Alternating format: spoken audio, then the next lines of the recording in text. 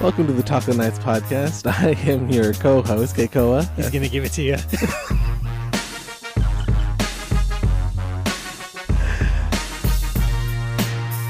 And that voice you just heard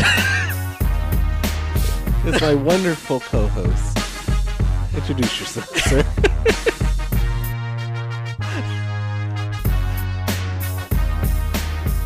Yeah, that's that one laughing, that's Ben. Say hi, Ben. I'm going to give it to you. Fair enough, okay. And with us tonight, we have special guest, Joseph. Hey, what's up, guys? And he's going to give it to you. He's going to give it to you. I'm going to give it to you also. And special guest, Leslie. throw a microphone. Get her on the microphone right there. There you go. See? She's going to give it to you. I don't think you're allowed to say that. Hey, easy there. She can say that.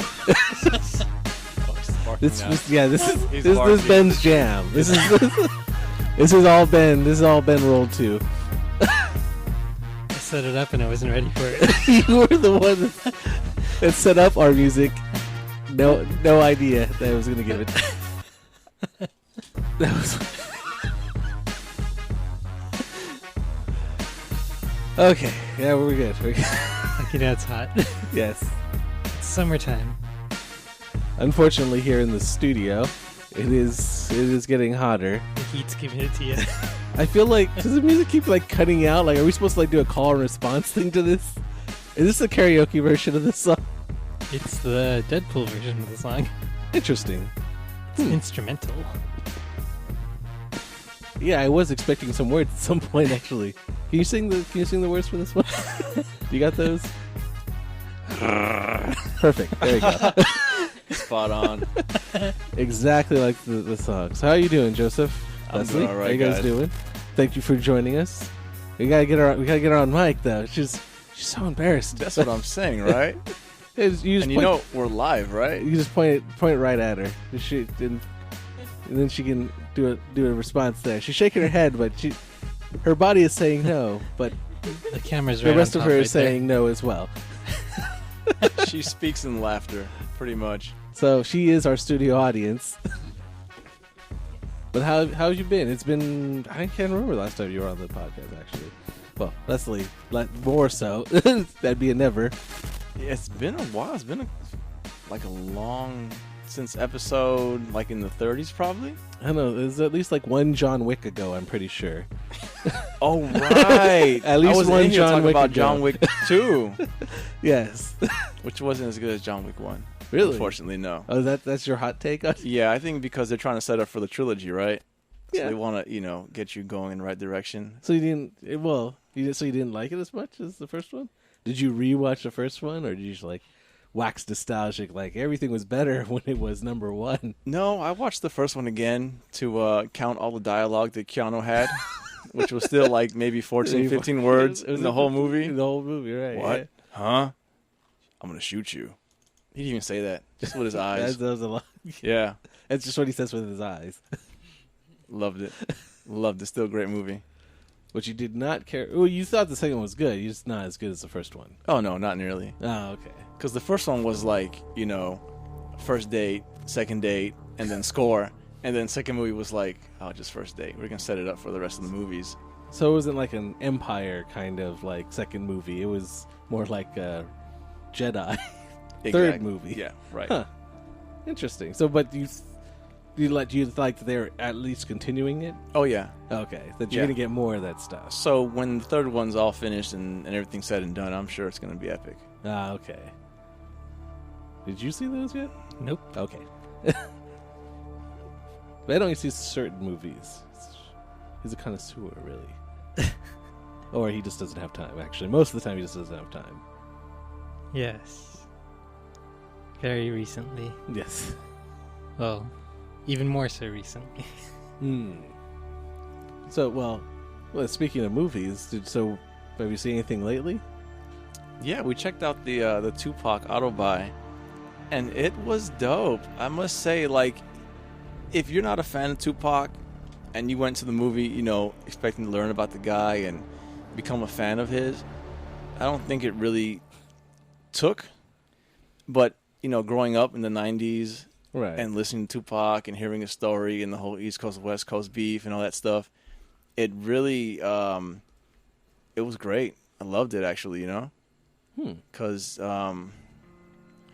just a lot of what you knew already and kind of things that you didn't know. So if you didn't follow or grow up in the 90s or grow up when the music was, or even when all the stories were going on, basically everything going on, you might not get as much out of it. It's not like that kind of thing where if you want to learn about the guy and everything that's going on, it might not give that to you. Right, because they try to make it like an actual movie, with like a plot and things like that, instead of being like a true biography.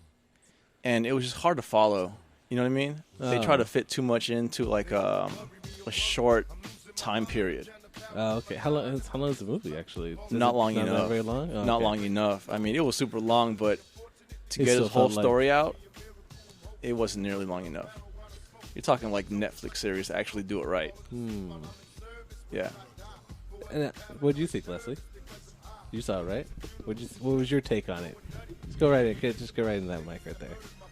I think they could have probably had somebody better to play Tupac. Oh, so you weren't feel the actor either. So Tupac looked like he was swollen. he was what? What did he look like? What'd you say? Like he had a swollen face. Yes, when you said swollen, we weren't sure what you were talking about. Yeah, the face. Okay, the face. Like, which movie was this again? Is this the one in theaters or just a Tupac One Cut movie? this is yeah. But you felt the actor didn't quite get the look down. Like, Yeah, he could have done better. I mean, well, I guess how was the acting? I guess so you're conflicted on there. So For a rating from 0 to 10, I would give him probably like a 5. just him, like the movie in general, like. Well, the movie, I think it was probably like about a 6. Okay, so it was okay. Okay, yeah. Is it because you felt like it left stuff out, or? Yes. Oh, okay. So like there could, like, if, like Joseph was saying, if it was been like a Netflix kind of thing, Yeah. then you could have actually played that out. Yes. Actually, wondering, like, also like Straight Outta Compton. Did anyone see that one? You see that Yeah, one? I saw that one. Now that was also basically supposed to be a biopic, more or less, right? On That one was good. So okay, because that's why I'm comparing, because it's kind of like in the same vein of telling their story of coming up and everything. So how does it compare to that? Like, I heard good things. I didn't get to see it, but I heard good things about that actually as well.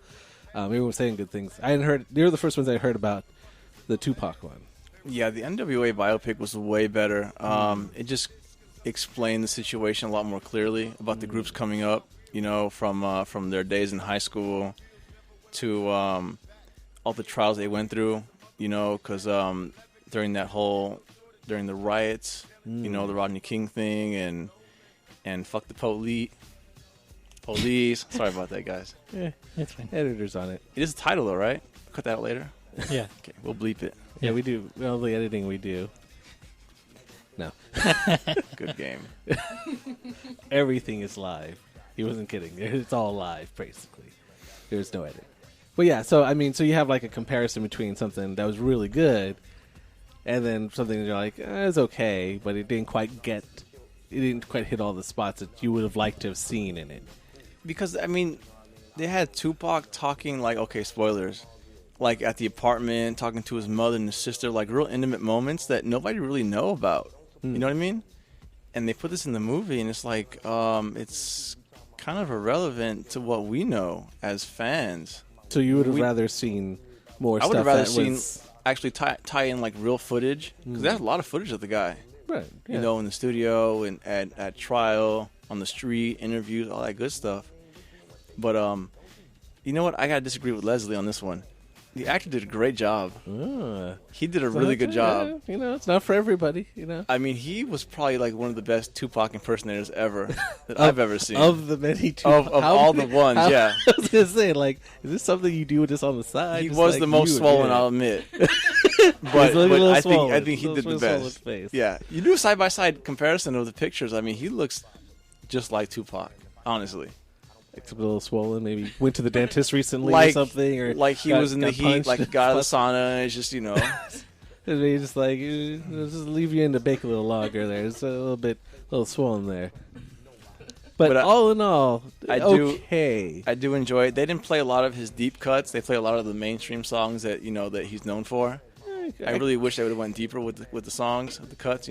I guess you'd want the main ones, but you'd want deeper cuts because it is a biopic on him. So Yeah. anyone who's going to watch it, in theory, has some interest in seeing this. There's not someone just like randomly like, I'm going to pick a movie off a random most of the time. It's someone who probably knows, Right. who grew up listening and would like to see this is it. Yeah, This it did really well with the fans, even more so than the critics. On Rotten Tomatoes, I think it got like a 67% with the fans and like a 23% with the critics. Because I mean, if you look at like a real movie, it stinks. Yeah, just from It a movie stinks. perspective. Yeah, as a movie perspective, Yeah. which they tried to make it to be. They should have just kept it straight bio. This is the guy. This is his story. This is what he went through, and here it is. But no, they try to make it like a story out of it from beginning to end. It was just like, yeah, pretty close. 22% on the critics and 66% of the audience loved it. That's pretty low. That's pretty low on the Yeah. critics, because like comparing it back to Straight Outta Compton, they everyone loved it. Like the critics loved it. So, I mean, yeah. So I mean, I'm glad you were here because I think it falls into our. I might have seen it because Carrie was interested in seeing it, but I know Ben wasn't going to go see it. So I'm glad we had you on here since you guys did see it. So awesome. Yeah, and Snoop was on it. Oh. Not real Snoop, fake Snoop. Okay, swollen Snoop. Fake. No. He looked actually pretty. Everybody looks. No, it was swollen Pac and bulimic Snoop. Swole Pac. He looked like he hadn't eaten in a couple of weeks. Because Pac had eaten all the food and then he didn't leave any, so Snoop was all thin because Pac eating on my food. he hit the craft services pretty hard, did not leave anything from anyone else. So you're just like, He's there Snoop in the background. Cuz, let me get some of them. Let me get some of them trying to get taters, some of cuz. it. He's eating in every scene. It's like he didn't leave me anything. Well, that's cool. Okay, so about a 6 out of 10 roughly. You were okay with it, but could have been better. Needed more time basically to like really flesh it out. I'm a fan of Tupac, so I did enjoy it. But everybody's a critic. I mean, I could have done it better. That's how everybody feels, right? If you love something that much, I could have done it better. Especially, if you're a fan, Right. especially. So like if we had, I'm not sure how big a fan Ben is. If he had seen just Cold, I'm curious what his reaction is like. Yeah, it was a movie. I'd assume because I'm guessing you didn't grow up with, or did you? Were No. you a big? Okay, I grew up in the 50s and 60s. he did. It's really interesting. Listen to doo-wop. He's really good at oldies, like Just K-Earth is what his jams were. Everybody heard Tupac, though, growing up. Come on now, really? You heard him on TV, or you heard about the stories. You probably heard when he died. I heard when he, which is what got everybody shot. yes, is that part. The first time or second time? I think the last time. He's pretty like Swiss cheese, right? Well, currently, probably. Is that bad to say? Too soon. His movie just came out.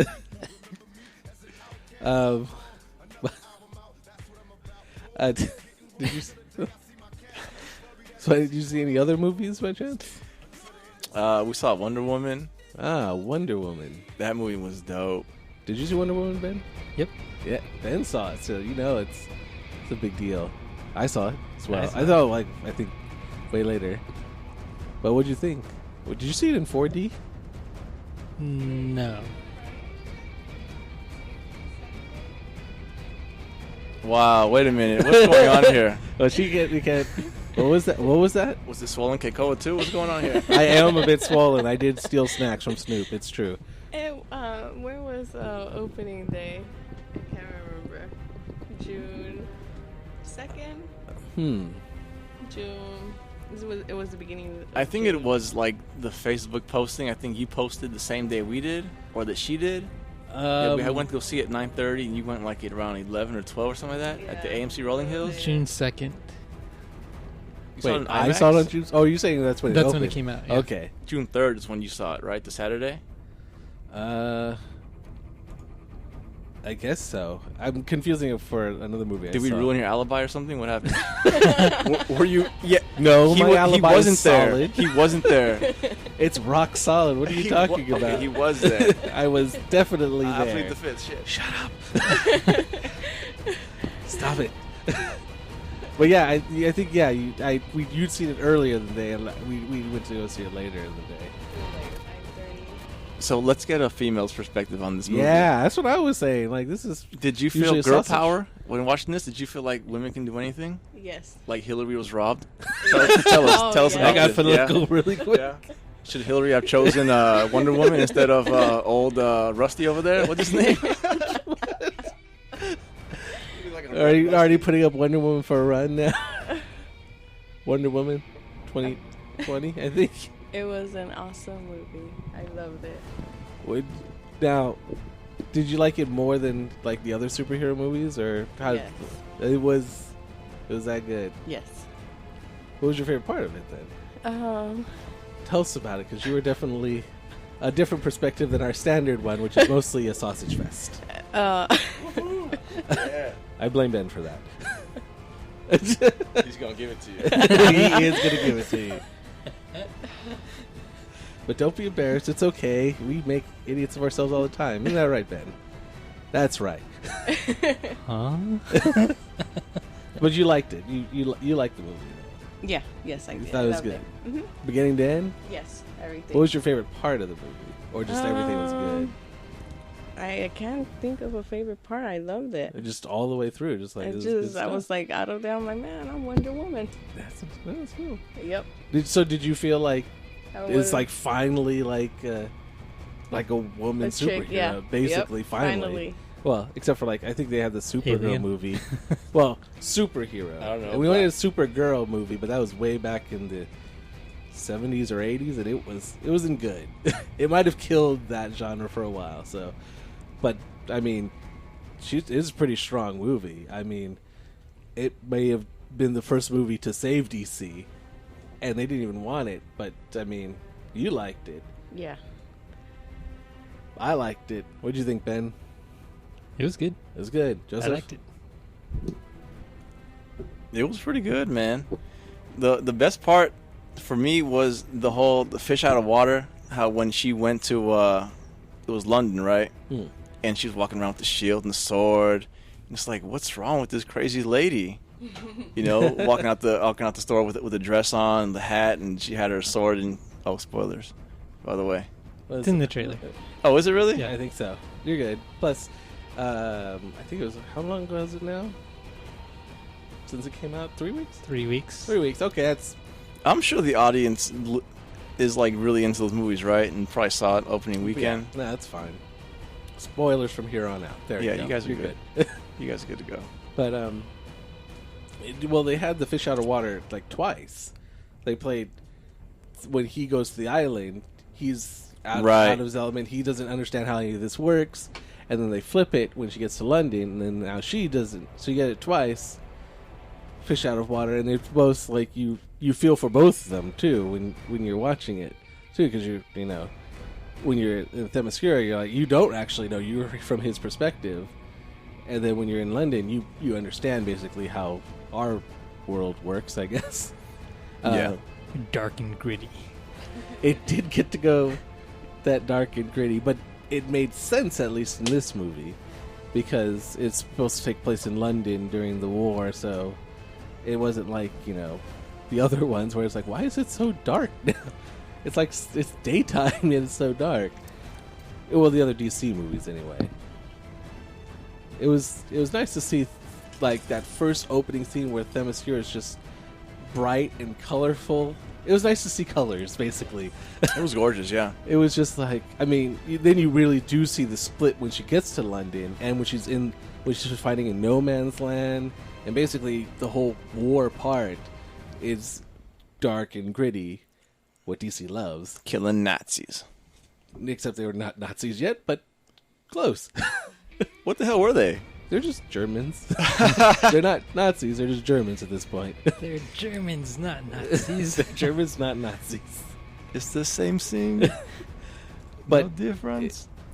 Because like I was saying, as for DC movies, it's kind of the one that's made them good. Because you have from their DC universe. Because the first one's Man of Steel, which is, some people are 50-50 on. Most, you either hate it or you like it a lot. But, I guess you can be like, it was a movie that came out. Then you had Batman v Superman, which people are like, she's giving a thumbs down on that. It's just a hard thumbs down on that one, and I think most people are inclined to agree with that. It's weird because it's their two of their top, because Wonder Woman's is the Trinity is Batman, Superman, and Wonder Woman. So you got two of them in your movie, and yet somehow it gets a hard thumbs down from pretty much everybody. And then Wonder Woman is a movie that a lot of people, not a lot of executives and studios didn't want to do in the first place, because I'm pretty sure they were afraid that you can't carry a woman can't carry a superhero movie. So that's why you never got any kind of like Wonder Woman, Captain Marvel, kind of anyone leading until now. But when she did it, she nailed it, and she's the one who's kind of, I'd say, really turned it around for them. I'm finally looking forward to the next DC movie, or maybe I'm just more looking forward to the next Wonder Woman movie, because this one was really good. I think next we got another Justice League, but and she's going to be in that one, which will bring a lot more of the fans that loved her movie out to see that one, just to see her in it. I wonder if they're going to do some reshoots to like maybe give her more scenes. I don't know how many scenes she has in Justice League, because she didn't have a movie before when they started shooting Justice League. And then her movie comes out while they're shooting it, or just at the end, because I think they're in post doing reshoots. So I'm wondering, since everyone loves it, if they're gonna try to get like, we need more of her in there, because people like her. She's the one. She's likable too. That's the nice thing. Batman, you're like, yeah, he's terrifying and killing everybody. And then you got Superman, who's brooding a lot. I think that's Batman's role, but I guess Superman is kind of emo in this version of his self, as opposed to like the comics where he's the all-American, the shining beacon of hope, of light, of gray filters, apparently. Yeah, Leslie's going to hate Ben Affleck. He's swollen Batman, right? That is true. She hated Ben Affleck as Batman. I think he did a pretty good job. That is interesting, because Carrie said the same thing. She did not like Batfleck. Batfleck. It's hard to live up to Christian Bale.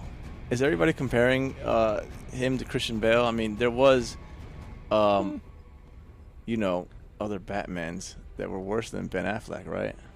Like George Clooney. He sucked. Val Kilmer. Val Kilmer sucked. Well, I think Michael Keaton was pretty good. Yeah. I am Batman. Yeah. I had the bar set kind of low for Batfleck, like I think most people did, because you're like, Affleck is Batman? Come on. But other than the fact that it's weird that Batman's killing everybody, other than that fact, which has less to do with his acting, more to do with the script that's written for him, I thought it's like, I liked him better than I liked Superman. Cause the Superman seems such a bummer. It's like, I see Superman, I'm just depressed now. Like, it's supposed to be he's the light, and then Batman's he's the night. Basically, is how it's supposed to work. But they're both the night now, apparently. So everything's gray. Except for Wonder Woman. Wonder Woman now is the light. And she's dragging, I think, everyone else up. It's like, hey, people want to see this, a powerful thing, not like, I don't know if I should do this because I'm too awesome or something. That could be Batman or Superman, actually. Oh, it's Batman. But I mean, so what do you think of it, Ben? Like Wonder Woman, like when you went to see it, any favorite parts? It was good throughout. I wouldn't say it was like consistently good because there were parts where I felt it dragged a lot. But it did have parts where it's like, okay, this is cool, and I thought there's a little bit of a lull, and like, okay, that's cool, and then it just kept going like that throughout the whole movie. What's that?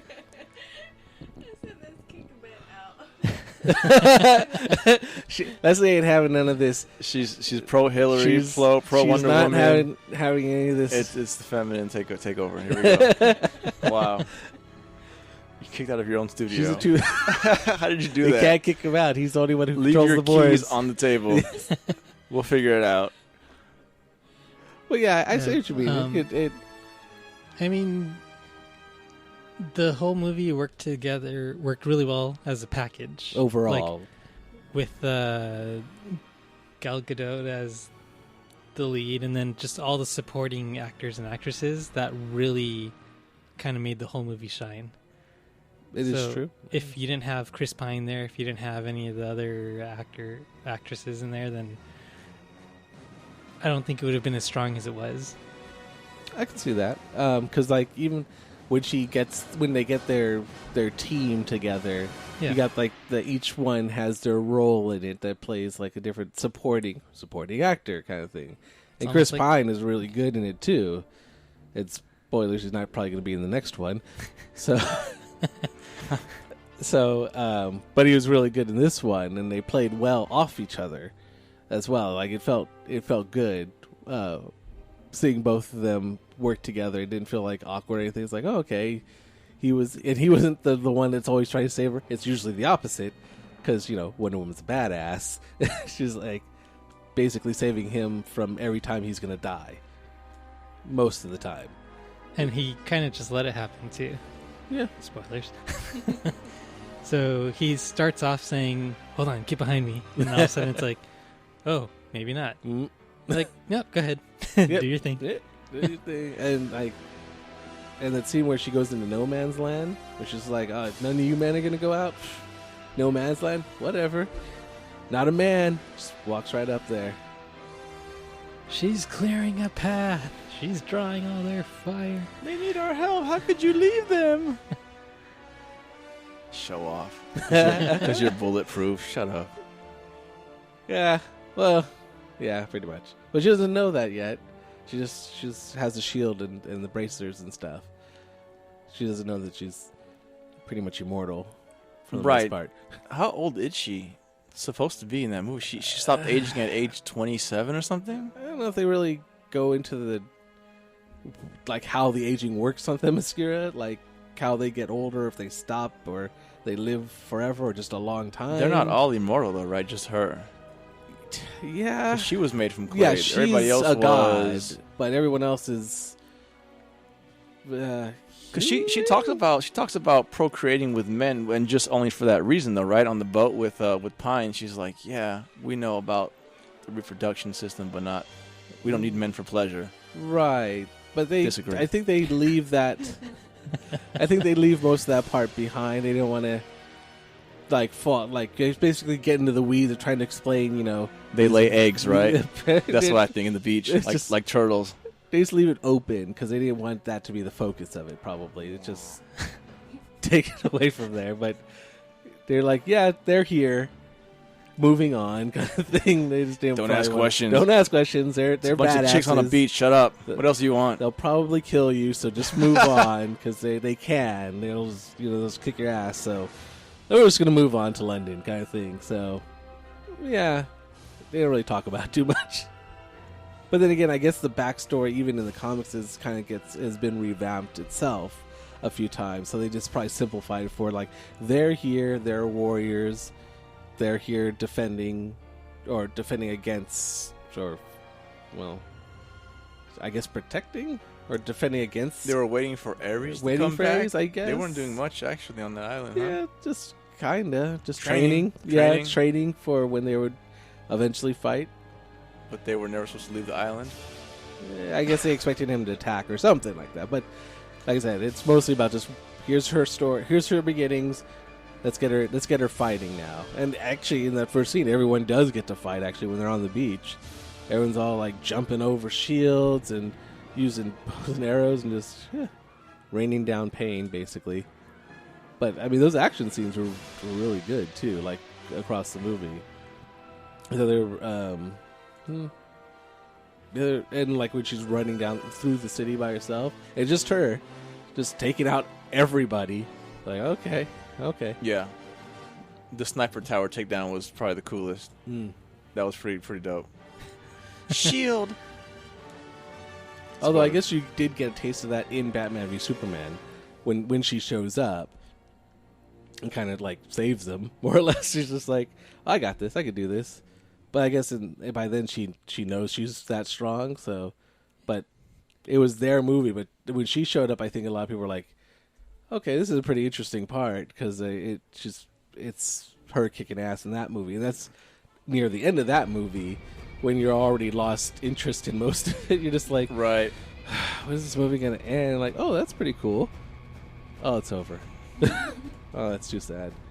But you wouldn't have known how great her movie was going to be, her standalone, because she could have been really good in there, and the standalone could have been disappointing, like right. So far the other ones have been. So, but it wasn't, and hopefully they're learning from that. Hopefully everyone's learning that, a strong female lead ain't a bad thing, a strong female superhero, which I think Marvel's getting the hint because they're getting a Captain Marvel movie out. I don't know if it's this year or next year, actually, but I guess that could be Marvel's kind of like catching up to DC's surprising lead, since they were way behind in the movie section.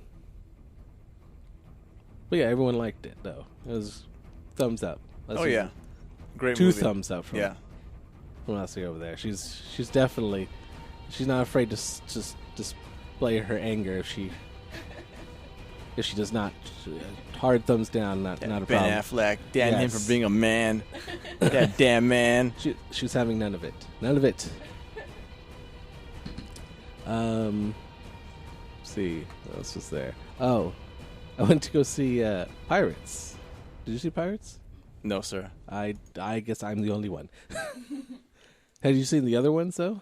I saw the first one, and the second one tried to get into, but you know what? It bothered me that every scene is shot in a small studio room. Like the background just looks like a straight wall. Things like that bothered me for whatever reason. I like open spaces, open scenes. I don't know what it is. That was your problem with that movie? Yes. Every scene was like, what the fuck? Did you change the trees or something? It's like the same room. Interesting. That's an interesting take that I'd never heard before. I drink a lot too, so I don't know. Fair enough. This room is small. You didn't see it, right? No. Okay. Well, because we marathoned them just to catch up to the 5, so to see what the past ones were. And a lot of people, they like the first one, and then they basically say it gets worse from there, like second, third, fourth. And we rewatched them, and for the most part, 1, 2, and 3 are kind of the same. Like, they're almost feel interchangeable. I forget sometimes what takes place in what, but they're fine. They're serviceable Pirates movies. But the fourth one, I admit, is not very good. The On Stranger Tides, where I think only 20% of the movie actually takes place out on the ocean. The other 80% takes place on an island. So right. I was like, that's weird for a Pirates movie. You're not going to go back out to the okay. So that one I felt like was probably the weakest one, and it shows because that was the last one they did before this big gap and this new one came out. I think when we were rewatching it, I was like, this looks familiar. Like, I know it's going to happen, but I don't remember watching it at all. I'm pretty sure I blocked it out in my mind, because I think I got to see it for free, too, because I think I still worked at Disney, and they had a free screening of it, and I still had no idea that I had seen it before. That's how much it left an impact on me. I just blocked it out of my memory because I knew, like, oh, I know how this goes. But this fifth one actually feels like a return back to where they started. Like, it's very much like pirates out in the ocean. It picks up where it continues the first three, actually, because the fourth one kind of had Jack Sparrow in it, but it had a bunch of new characters and a few old ones. But the first three were kind of like a trilogy, right? Like that you follow the two other main characters. I can't remember their names off the top of my head now, but you know which ones I'm talking about. Like Legolas? Yes, Legolas, and the other one, Elizabeth Swann, but basically it's about those. Keira Knightley? Yeah. Will Turner. Will Turner, thank you. That's Will Turner. It's about those. The first three are like a trilogy of their story, and 5 kind of goes back. Like you, basically they go over in the beginning. It's basically follows their son, Will Turner, and Elizabeth Swann. Junior, basically. He's trying to find a way to actually break the curse on his father, who had to become, well, spoilers, I guess, technically, for a really old movie. He becomes the captain of the, what was that ship? Well, basically, he has to ferry souls of the dead for eternity. So his son, in this one, his son's trying to break the curse and free him of his curse. And everyone else is trying to do different things. Like in pirate movies, everyone's got their own agenda, basically, of why they're here. But for the most part, I thought it was pretty a fun movie, like harkening back to the first one. But then again, I didn't hate the first three either. Some people, I think Phil really hates it, really hates the second and third one, and the fourth one. So in that case, I don't know if someone that really doesn't like those would like it, but I thought it felt like the first one, so I thought it was good. Thumbs up for me. I thought it was good. Does this end the series, or is it like, oh, we're gonna have 2 more movies come out now? It pretty much ends it right there. They can continue if they wanted to just do another part with those characters, because they continued on from that point, or there's no like the stinger at the end. Yeah, doesn't really like point specifically actually to a new movie. Like you could end it there and it'd be fine. Like it's just like, oh, and we've come to the end. But I think it did really well, so I think they're gonna try to get more of it, because you know there's a market there for it, because they let it go for a while, so people were like, okay, you know, and then they brought it back again. Because who else is doing pirates, right? Yeah, right now, no other movies I can think of. Although video games seem to be picking up with those. But also that one I saw in the cinema that had Screen X in it. It's kind of like the 4D theater. I think the chain that does the 4D, another one that does that one that you were explaining last time. But this particular one has, what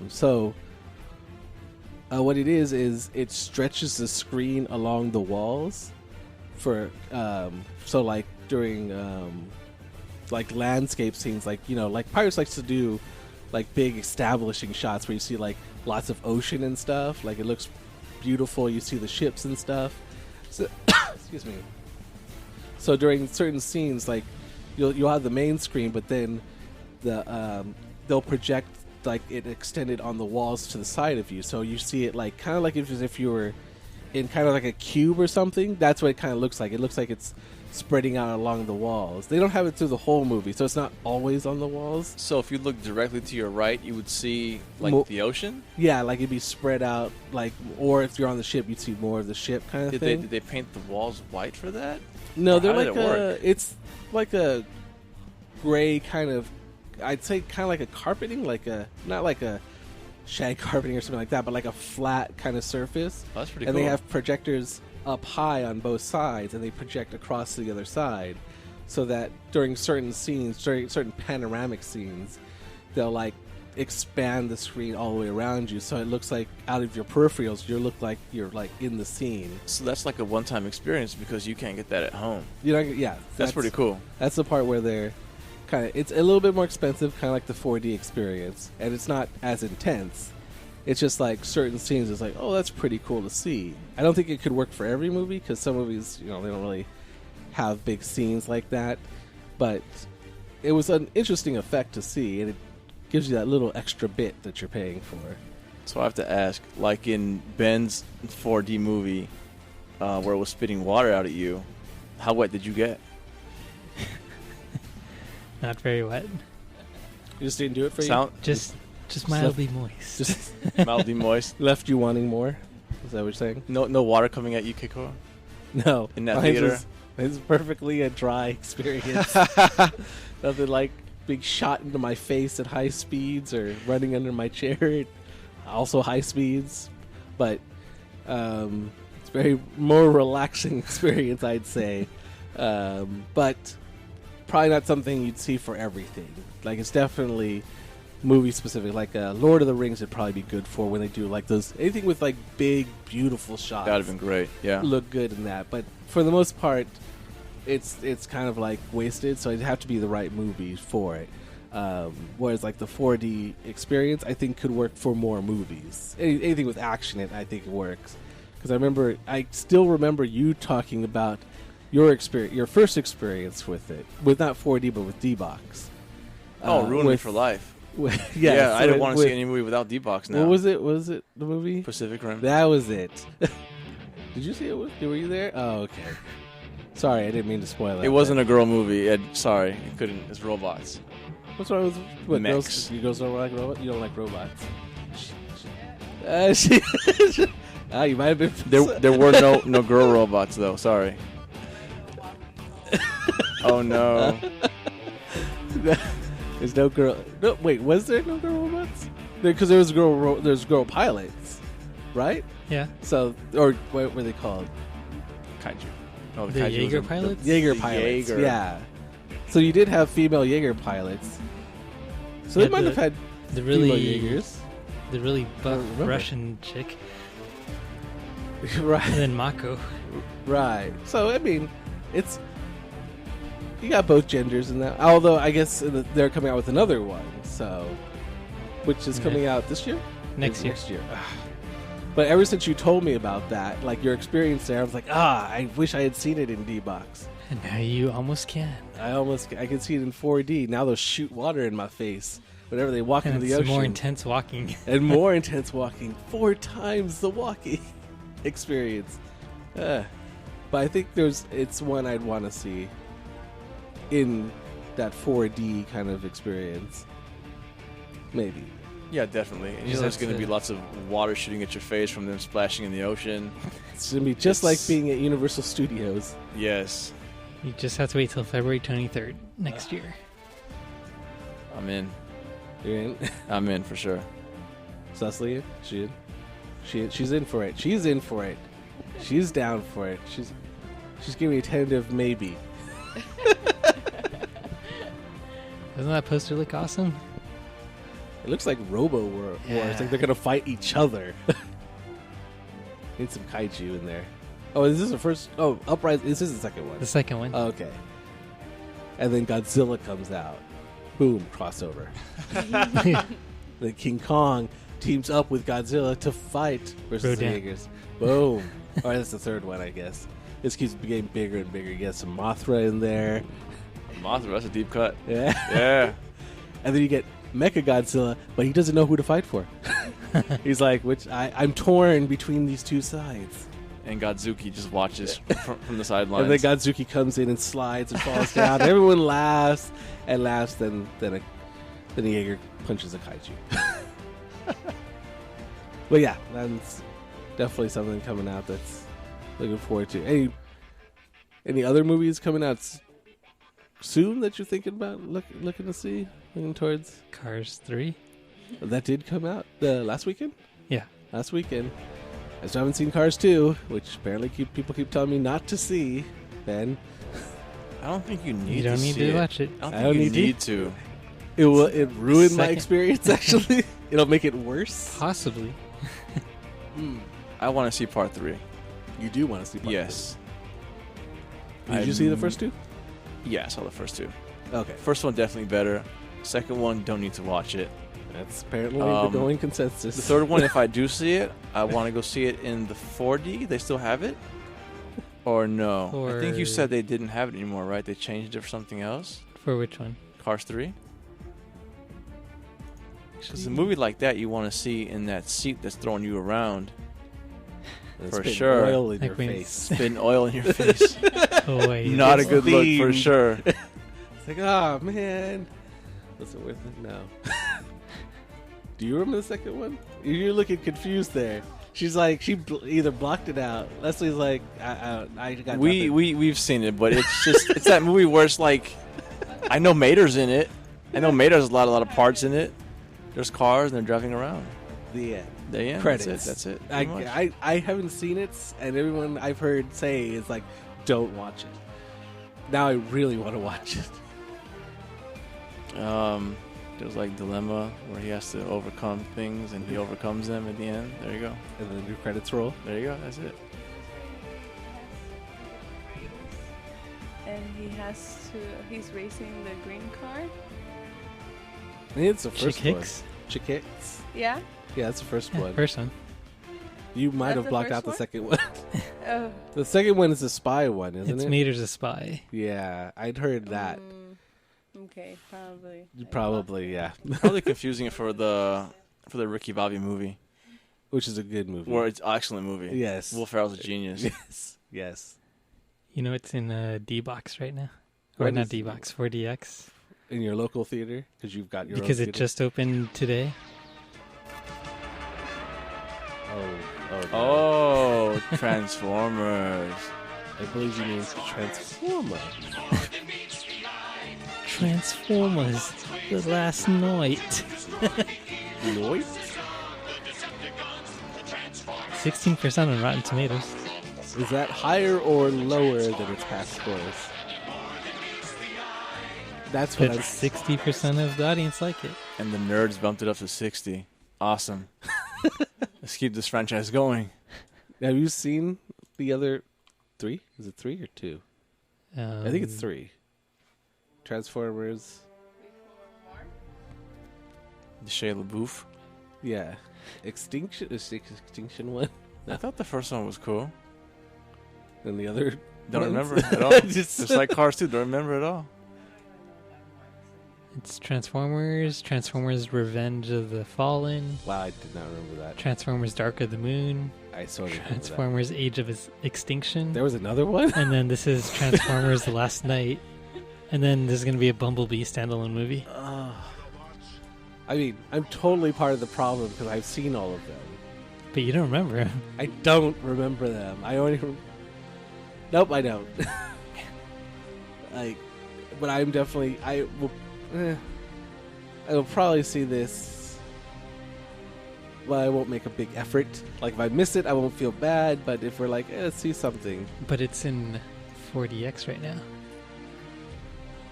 You know my biggest problem with those movies is they're so long. Unnecessarily so. It's like, You're only going to be shaking around for 148 minutes. it's such a...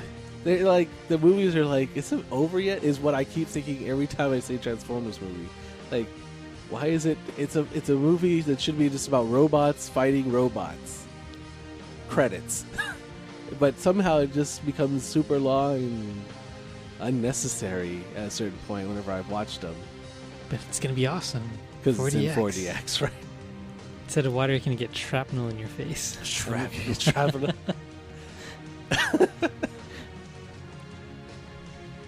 Well, so that means Cars is not in the 4DX then.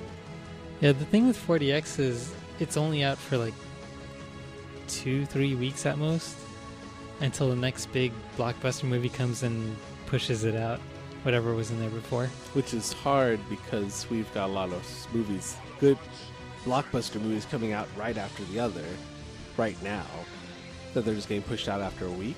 That's why I thought we were going to watch Wonder Woman in 4DX. And then when we finally saw it, it was a week later, and The Mummy came out, and like, oh no, there's no Wonder Woman, it's The Mummy now. I was like, really? I think everyone was like, really? The Mummy, it did not do so well. I think it was the lowest grossing, or lowest opening for like a Mummy movie. Bring back Like Brendan counting Fraser. like the Mummy Return, the Brendan Fraser movies. And The Scorpion King. It's probably on Netflix now. the Tom Cruise one, Yeah, that fast. I wouldn't doubt it because a lot of people did not like it, which is surprising because you got Tom Cruise, and usually that's enough to at least get people to watch it because people like Tom Cruise. Live, Die, Repeat. That movie was dope. Making the sequel. Oh, yeah? Mm-hmm. I believe so. I don't know what it's called, but I think they're doing another one. Live, Die, Repeat. Again. Again? Repeat again? Again? Huh. I guess that makes sense. But yeah, Transformers. A sequel to this? Oh, took me a second. Yes. It's just going to be all volleyball scene. Just wall-to-wall volleyball scene. Oh, they did announce part 2 coming out, right? That they're shooting it? Yeah. That's on the news. That'll be interesting. All right, I'll be honest. I haven't seen the first one. I haven't seen it either. I've Really? only seen bits and pieces of it. Top Gun. Yeah, it's like a cult Maverick. classic, right? Well, All right, Hot Rod. All right, Maverick. I think it's No? banking a lot on Tom Cruise. Oh, Iceman. again. My bad. Like Tom Cruise, like if you just if you're like we're doing Top Gun 2, but without Tom Cruise, we're just gonna have Val Kilmer. I don't think that movie does so well. Can we get Tom Cruise's motorcycle? That's all that matters. It's starring Tom Cruise's motorcycle. We're bringing. We couldn't Goose afford back. Tom Cruise. He's gonna have an eye patch. He survived, but he's got an eye patch now. But he can still fly. Kinda. He's gonna eat it in this movie too. But yeah, I mean, is that coming? That's not coming out till like year or next year or the year after that, right? I can't imagine that because they just kind of announced. Yeah, no date yet. Yeah, I didn't think so. Just I feel like I just want to rewatch Top Gun now, and by rewatch I mean watch it for the first time. Les, have you seen Top Gun?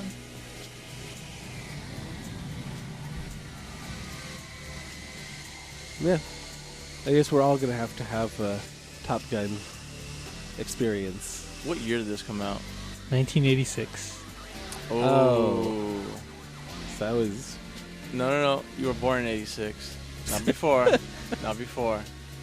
You were born January, so right in the beginning of 86. This is your time right here, my friend. me. Oh, her. Leslie, yeah. This is her time right here. Oh, yeah.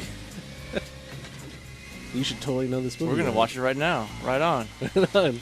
Listen, it's going to be a long one, folks. So strap in. May 16, 1986. 1986. Then right to Danger Zone. Danger Zone.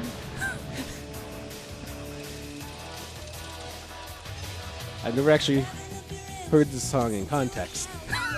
What's actually in the movie. I've heard it everywhere else. It's like, oh, this is where it actually plays in the movie. Huh, how about that? This is just the intro. Epic intro. It only This plays. this song does kick ass, though, right? Ooh. This is like the 80s DMX right here. This Get is you the pumped. like. We want you to join the Navy. The Navy. The Air Force. Air Force, right? In the I think Navy. it's the Navy, right? Yeah. The air part of the Navy. Yeah.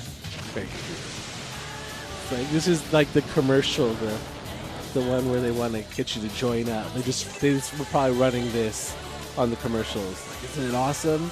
Everyone has dreams of flying the jets, but it's like, no, you'll be Nope, wiping you're the that tarmac. guy. Yeah. You'll No, be no. holding the flashlight. You're that dude, right? Right there. That blur that went by. That's where you will be. You are not going to be that guy taking off. You just Or off your the poop goose. deck.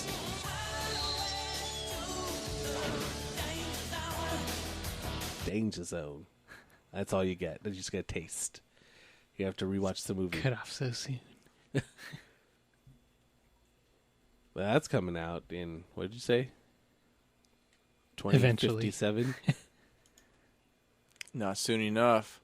Not soon enough. Not for Val Kilmer, anyway. This is a very pro-America movie right here. Can't wait to see it. What else is coming out soon? soon. I don't think this is coming out soon. or I mean, it needs to come out soon because certain people may not live to be in a new one. Unless they're going to kill him off again. He's like just killing him off in every one. Isn't he in Blade, the second Blade Runner that's coming out too? Yeah. They're just trying to basically kill Harrison Ford in all of his movies he's been in. It's like Before okay, he actually dies. he's done. Yes. He can't die until he's dead in all the movies he's ever been in. Apparently. 2020. Is that when it's coming out? Yeah. Wow. Oh, wait. What? He's not making it that far. Wow, is he on his deathbed right now or 2019. what? I don't know. Is he hooked up to a breathing machine? Well, Jesus. you've heard of his flying antics, right? He almost like crashed into like a 747. Oh, we all And then he crash every crashes now and air- again. Or he's just trying to crash into various other objects. Les, tell us about your crashes. No. Except he's doing them in a plane. So I have a car. It was pretty in good condition. 2012 Nissan Versa, and I worked for Kaiser West LA. So my car was good until I started working for Kaiser. It was. We're not saying that these two are Don't work for the Kaiser. specifically connected. I didn't have any dents, no damages. So one day, I get to work, and I'm like, okay, I'm gonna park here. I'm like, okay, I'm gonna slow down, and I started slowing down, and my brain's telling me, stop, but my body is not braking, so I hit the wall.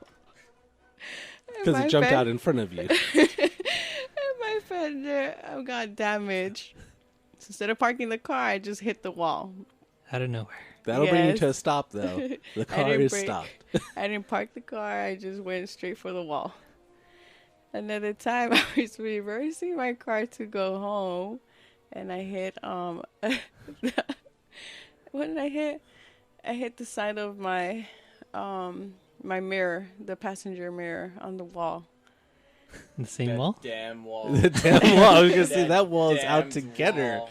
It just keeps coming at her at different angles. She Yes. can't anticipate it.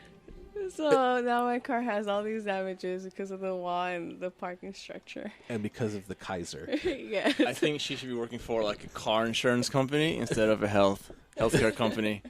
She got free healthcare, just not free. But the car is on its own. It's on its own.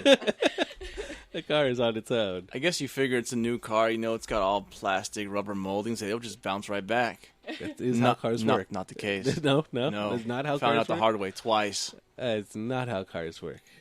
If it was a Transformer, it would have defended itself, though. Yeah, well, that's what I It was thought. not so much. But it was a good test to see if it was. Protect yourself. I do respect the honesty though, because I mean that's pretty embarrassing. I'd have been like, yeah, hit and run. I was gonna I say. came out and somebody just hit and took off. I don't know, but no, she's like, yeah, Joe hit the wall, She's all the honesty damn right wall. there. She's gonna lay it out straight. The P, the park sign, the D sign, kind of like the same. I thought I was in park, but no.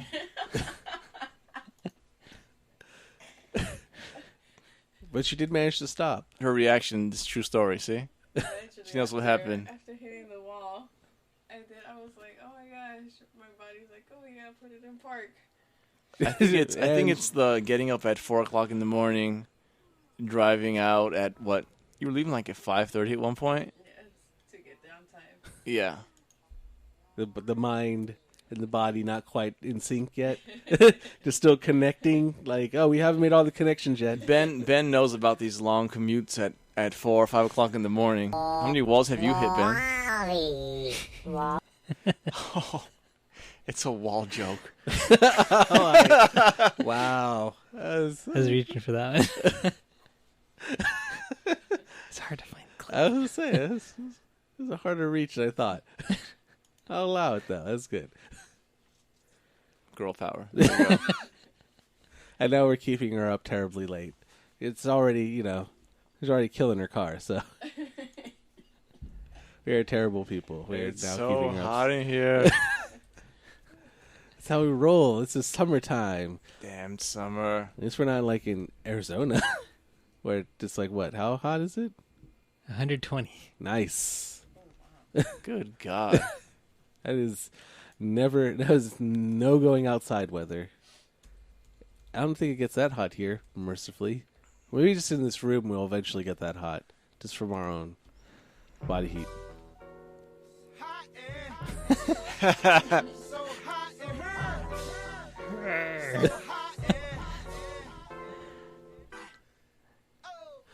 Yeah, but Death Valley was setting records too. Where's Death Valley at? I mean, it does have 126. Oh, okay. Southwest. Ridiculous, right? 100 and what? 26. 26.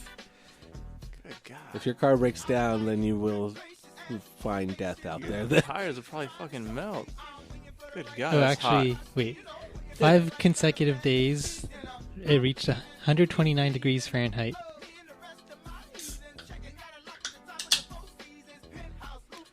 The hottest ever recorded in Death Valley was 134 degrees Fahrenheit. We're almost there, people. A little bit more of that Yeah. global warming. We'll make it. We'll beat that. We are totally on point. Everybody go buy some Aquanet and just spray into the air. Spray into the air. Just, just turn it up to 11. Come on. Race some cows. Let's do it. We can break the records here, people.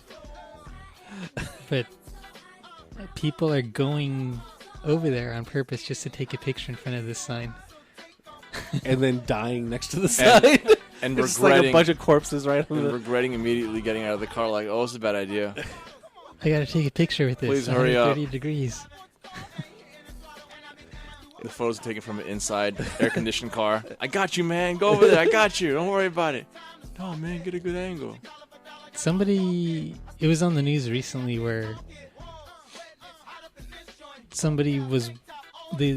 she was walking through the desert, lost her sandals, and walked like 30 minutes back or something, or like half a mile in hot desert sand where the air temperature is like 120 something, but the sand itself was even hotter than that, so she got third-degree burns on her feet. Was this to find herself? I was going to say, Was this like... kind of spiritual journey? This story starts in a weird place. Like, it skips the part where she made an actual decision to go wandering into the desert In sandals. in sandals and think it was a good idea. For reasons. Like, does it start... The story starts in a strange place. Like, who would...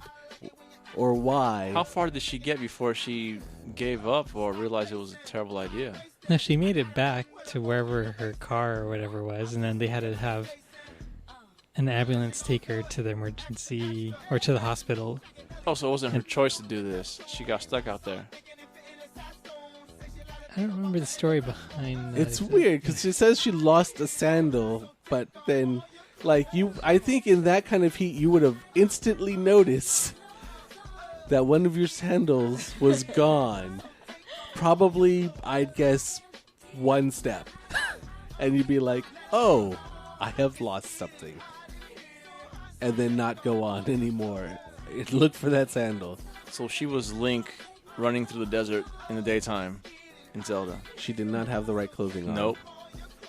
Which apparently is like just like a belly shirt or something, and like I forgot what it was in the game, but it was some kind of harem-looking thing. You're just like, so if I walk around in just my boxers, then I should be fine, right? That's how you beat the heat. No, you have to wear a certain thing. Travel in the shade like lizards. Yeah, it doesn't say in this article, but it says the woman lost her sandals in the Mesquite Flat sand dunes in Death Valley National Park and walked about half a mile barefoot on the sand. An ambulance took her to the hospital for treatment. Meanwhile, Park rangers say temperature of the sand was not recorded, but ground temperatures in Death Valley are frequently higher than official temperatures, which are recorded about 4 feet off the ground in the shade. Ground temperatures above 200 degrees have been recorded in the park. Damn. meanwhile, the ambulance drivers are like, really? Really? We're out here for this? You know how hot it is? Should have wore socks. Park rangers warn visitors not to stray from air-conditioned vehicles for more than 15 minutes. Avoid any activity in the middle of the day. Wear a hat and sunscreen and drink plenty of water. They also advise visitors to spend more time at higher, cooler parts of the park, not in the deathly valley. The death part Center. of the The Death Valley. best ad would be like, Death Valley, bring your elderly and pets. Good God. Death Valley, bring your unloved. I have a black car and the AC doesn't work. You just have no friends at that point. We should all get the AC working in our cars, like ASAP. Hmm? Les? The wall broke the air conditioner. Huh. That poor car.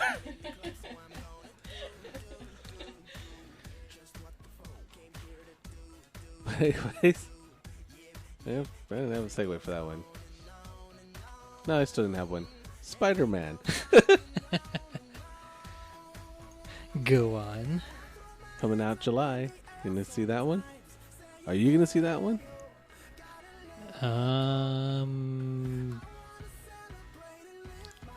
Yes. It's a hard maybe, If time permits. if time permits.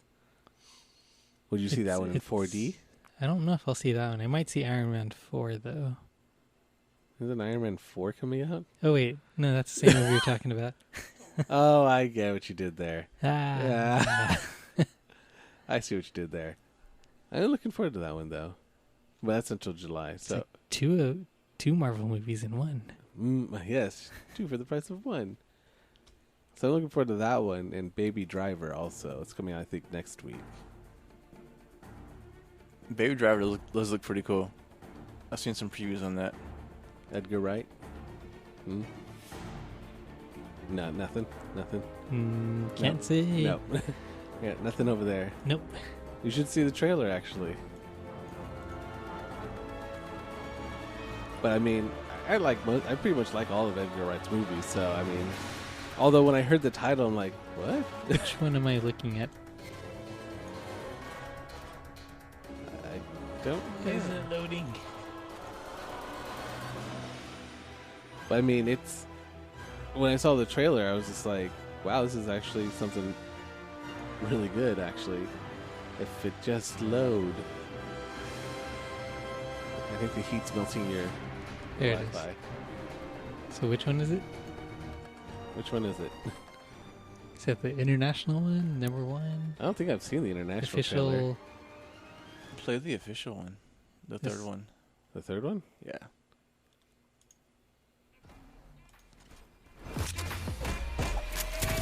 I didn't see that one. Oh.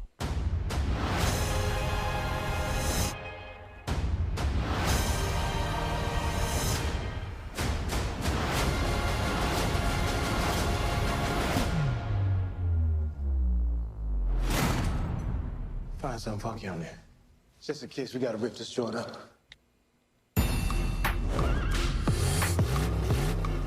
So here's the thing. I'm looking at some of the country's finest thugs, and of course, young Mozart in a go-kart over there.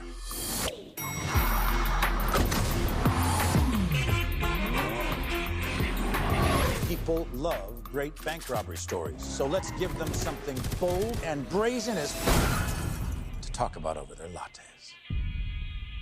What you listening to? Oh, let me check. Tequila.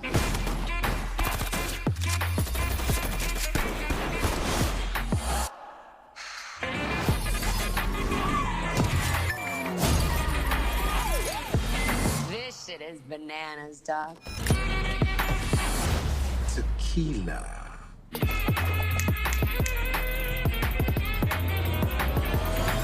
Well, aren't you the lucky one? That's right. You tell him, baby.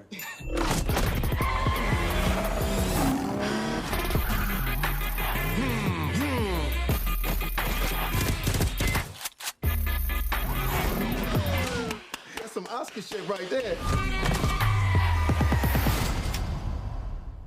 You're damn right.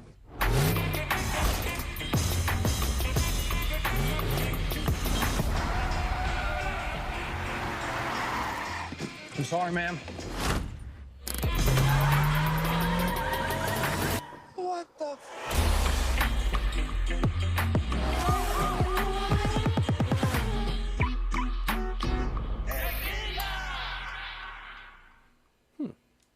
What did you think of that one? I like cars. You like cars? It is. Subaru sales are going to go through the roof. Action packed. It looked great. Yeah, I've seen that trailer before, actually. Yeah, it's a car movie, so it's definitely in Ben's wheelhouse. Heist car movie. I do like a good heist movie. Or he probably gets backstabbed by the guy that hired him for the job. You probably see what happens coming in the beginning, but it looks great. Yeah. It seems pretty kind of predictable what's probably going to happen. Are we thinking about 4DX? That one, yeah. Right. I don't think Ben sees things in anything other than 4DX anymore. He can only watch things in 4DX. Otherwise, he doesn't see them. Beauty and the Beast, 4DX. 4DX. You feel the dancing. You feel the choreography. But yeah, I think it's coming out. Is it this weekend? No. Next weekend, I think. Yeah, Baby exactly. Driver. 28th.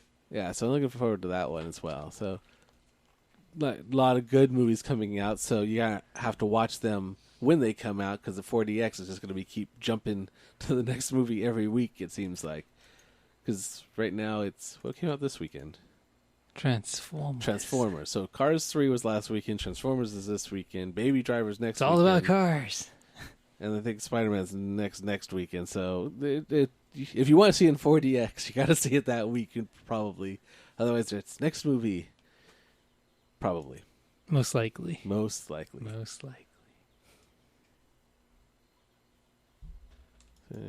Here. Oh. Yeah? No, I was just checking time. Ah. Oh.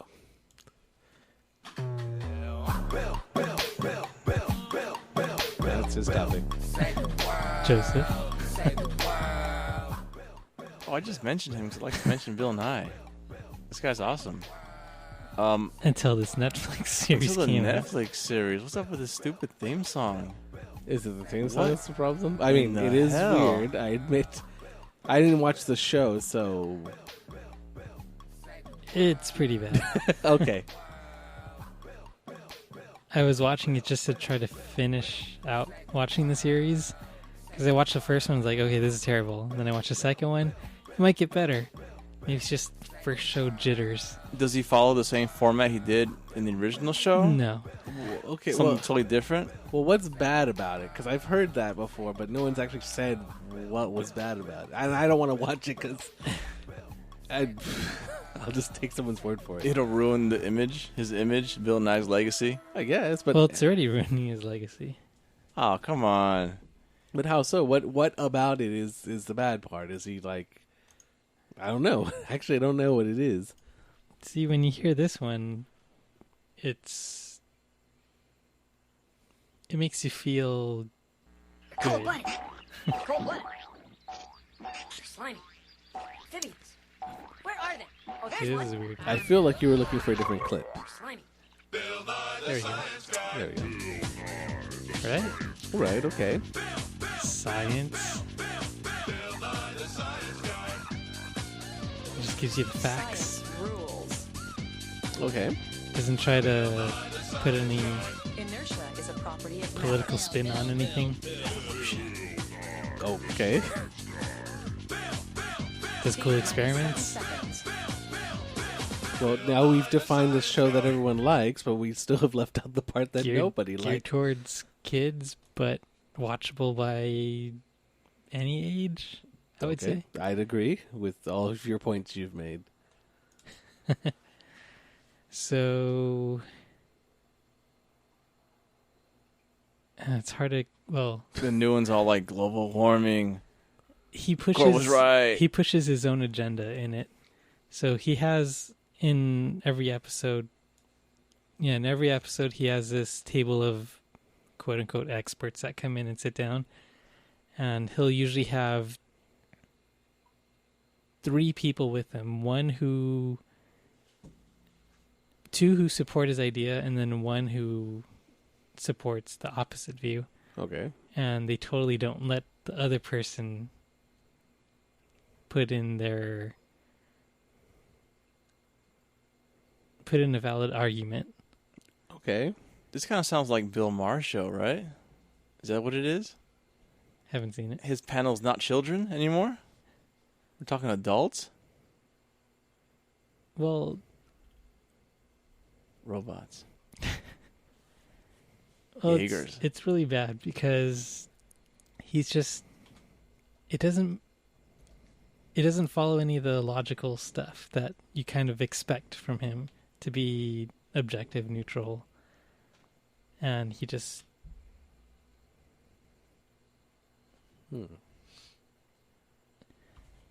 I want to play a clip. Okay. First episode sets the Bible on fire. Talk amongst yourselves.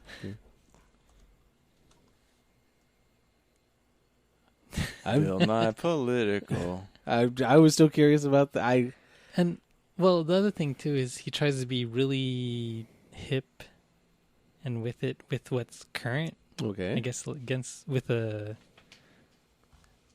this millennial generation. Damn millennials. Damn kids. Oh, it's not loading. Why is it not loading? Leslie, you and your millennial people. So there was one scene where he was talking about firewalking, and Ethan was watching it, and he's like, "They're all hipsters out there. Look at you, just see a sea of beard and flannel." Well, he's got a really strong hatred of that in general. Yeah, but that's a thing. But I mean, it's hardly something to hate it over, I guess. But I mean, I guess I'll just have to watch it. I guess, as unfortunate as that sounds to me while saying it. But then again, I didn't grow up with Bill Nye anyway, so I don't have a childhood to ruin there. Apparently, I know him for this theme song. It turned into a grown-up show, huh? That's what killed it. It used to be fun. Kind of. Good skeptics. I found it. And Chris Beatty, professor of applied sports and exercise at the Canterbury Christ Church University, and you study the placebo to tell if they work or if it's just a placebo effect. So to discuss this, we have another expert panel. I am joined by filmmaker Donald Schultz, Cara Santa Maria, a skeptic and science communicator. It's really terrible editing and cuts. Okay, that's annoying then. And Chris Beatty, professor of applied sports and exercise and at the Canterbury Christ Church on another University. show. She was like study the placebo effect comedian in sports.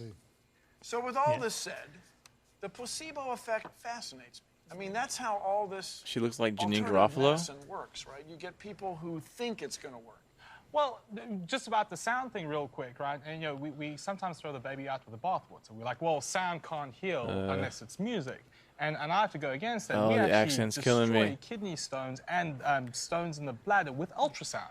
That's a common Western medical practice. But that's not sound. I get the feeling we'll probably have to watch well, most of the sound. episodes Like, to really just get because to we're not it, hearing it doesn't. to really understand it. But I was reading some stuff on it, so basically what you were saying. Well, like what he was saying is like you destroy kidney stones with sound, ultrasound, and then she steps and is like, "That's not sound, that's ultrasound." And it's like it's a different frequency of sound. It's still sound. Yeah, but still.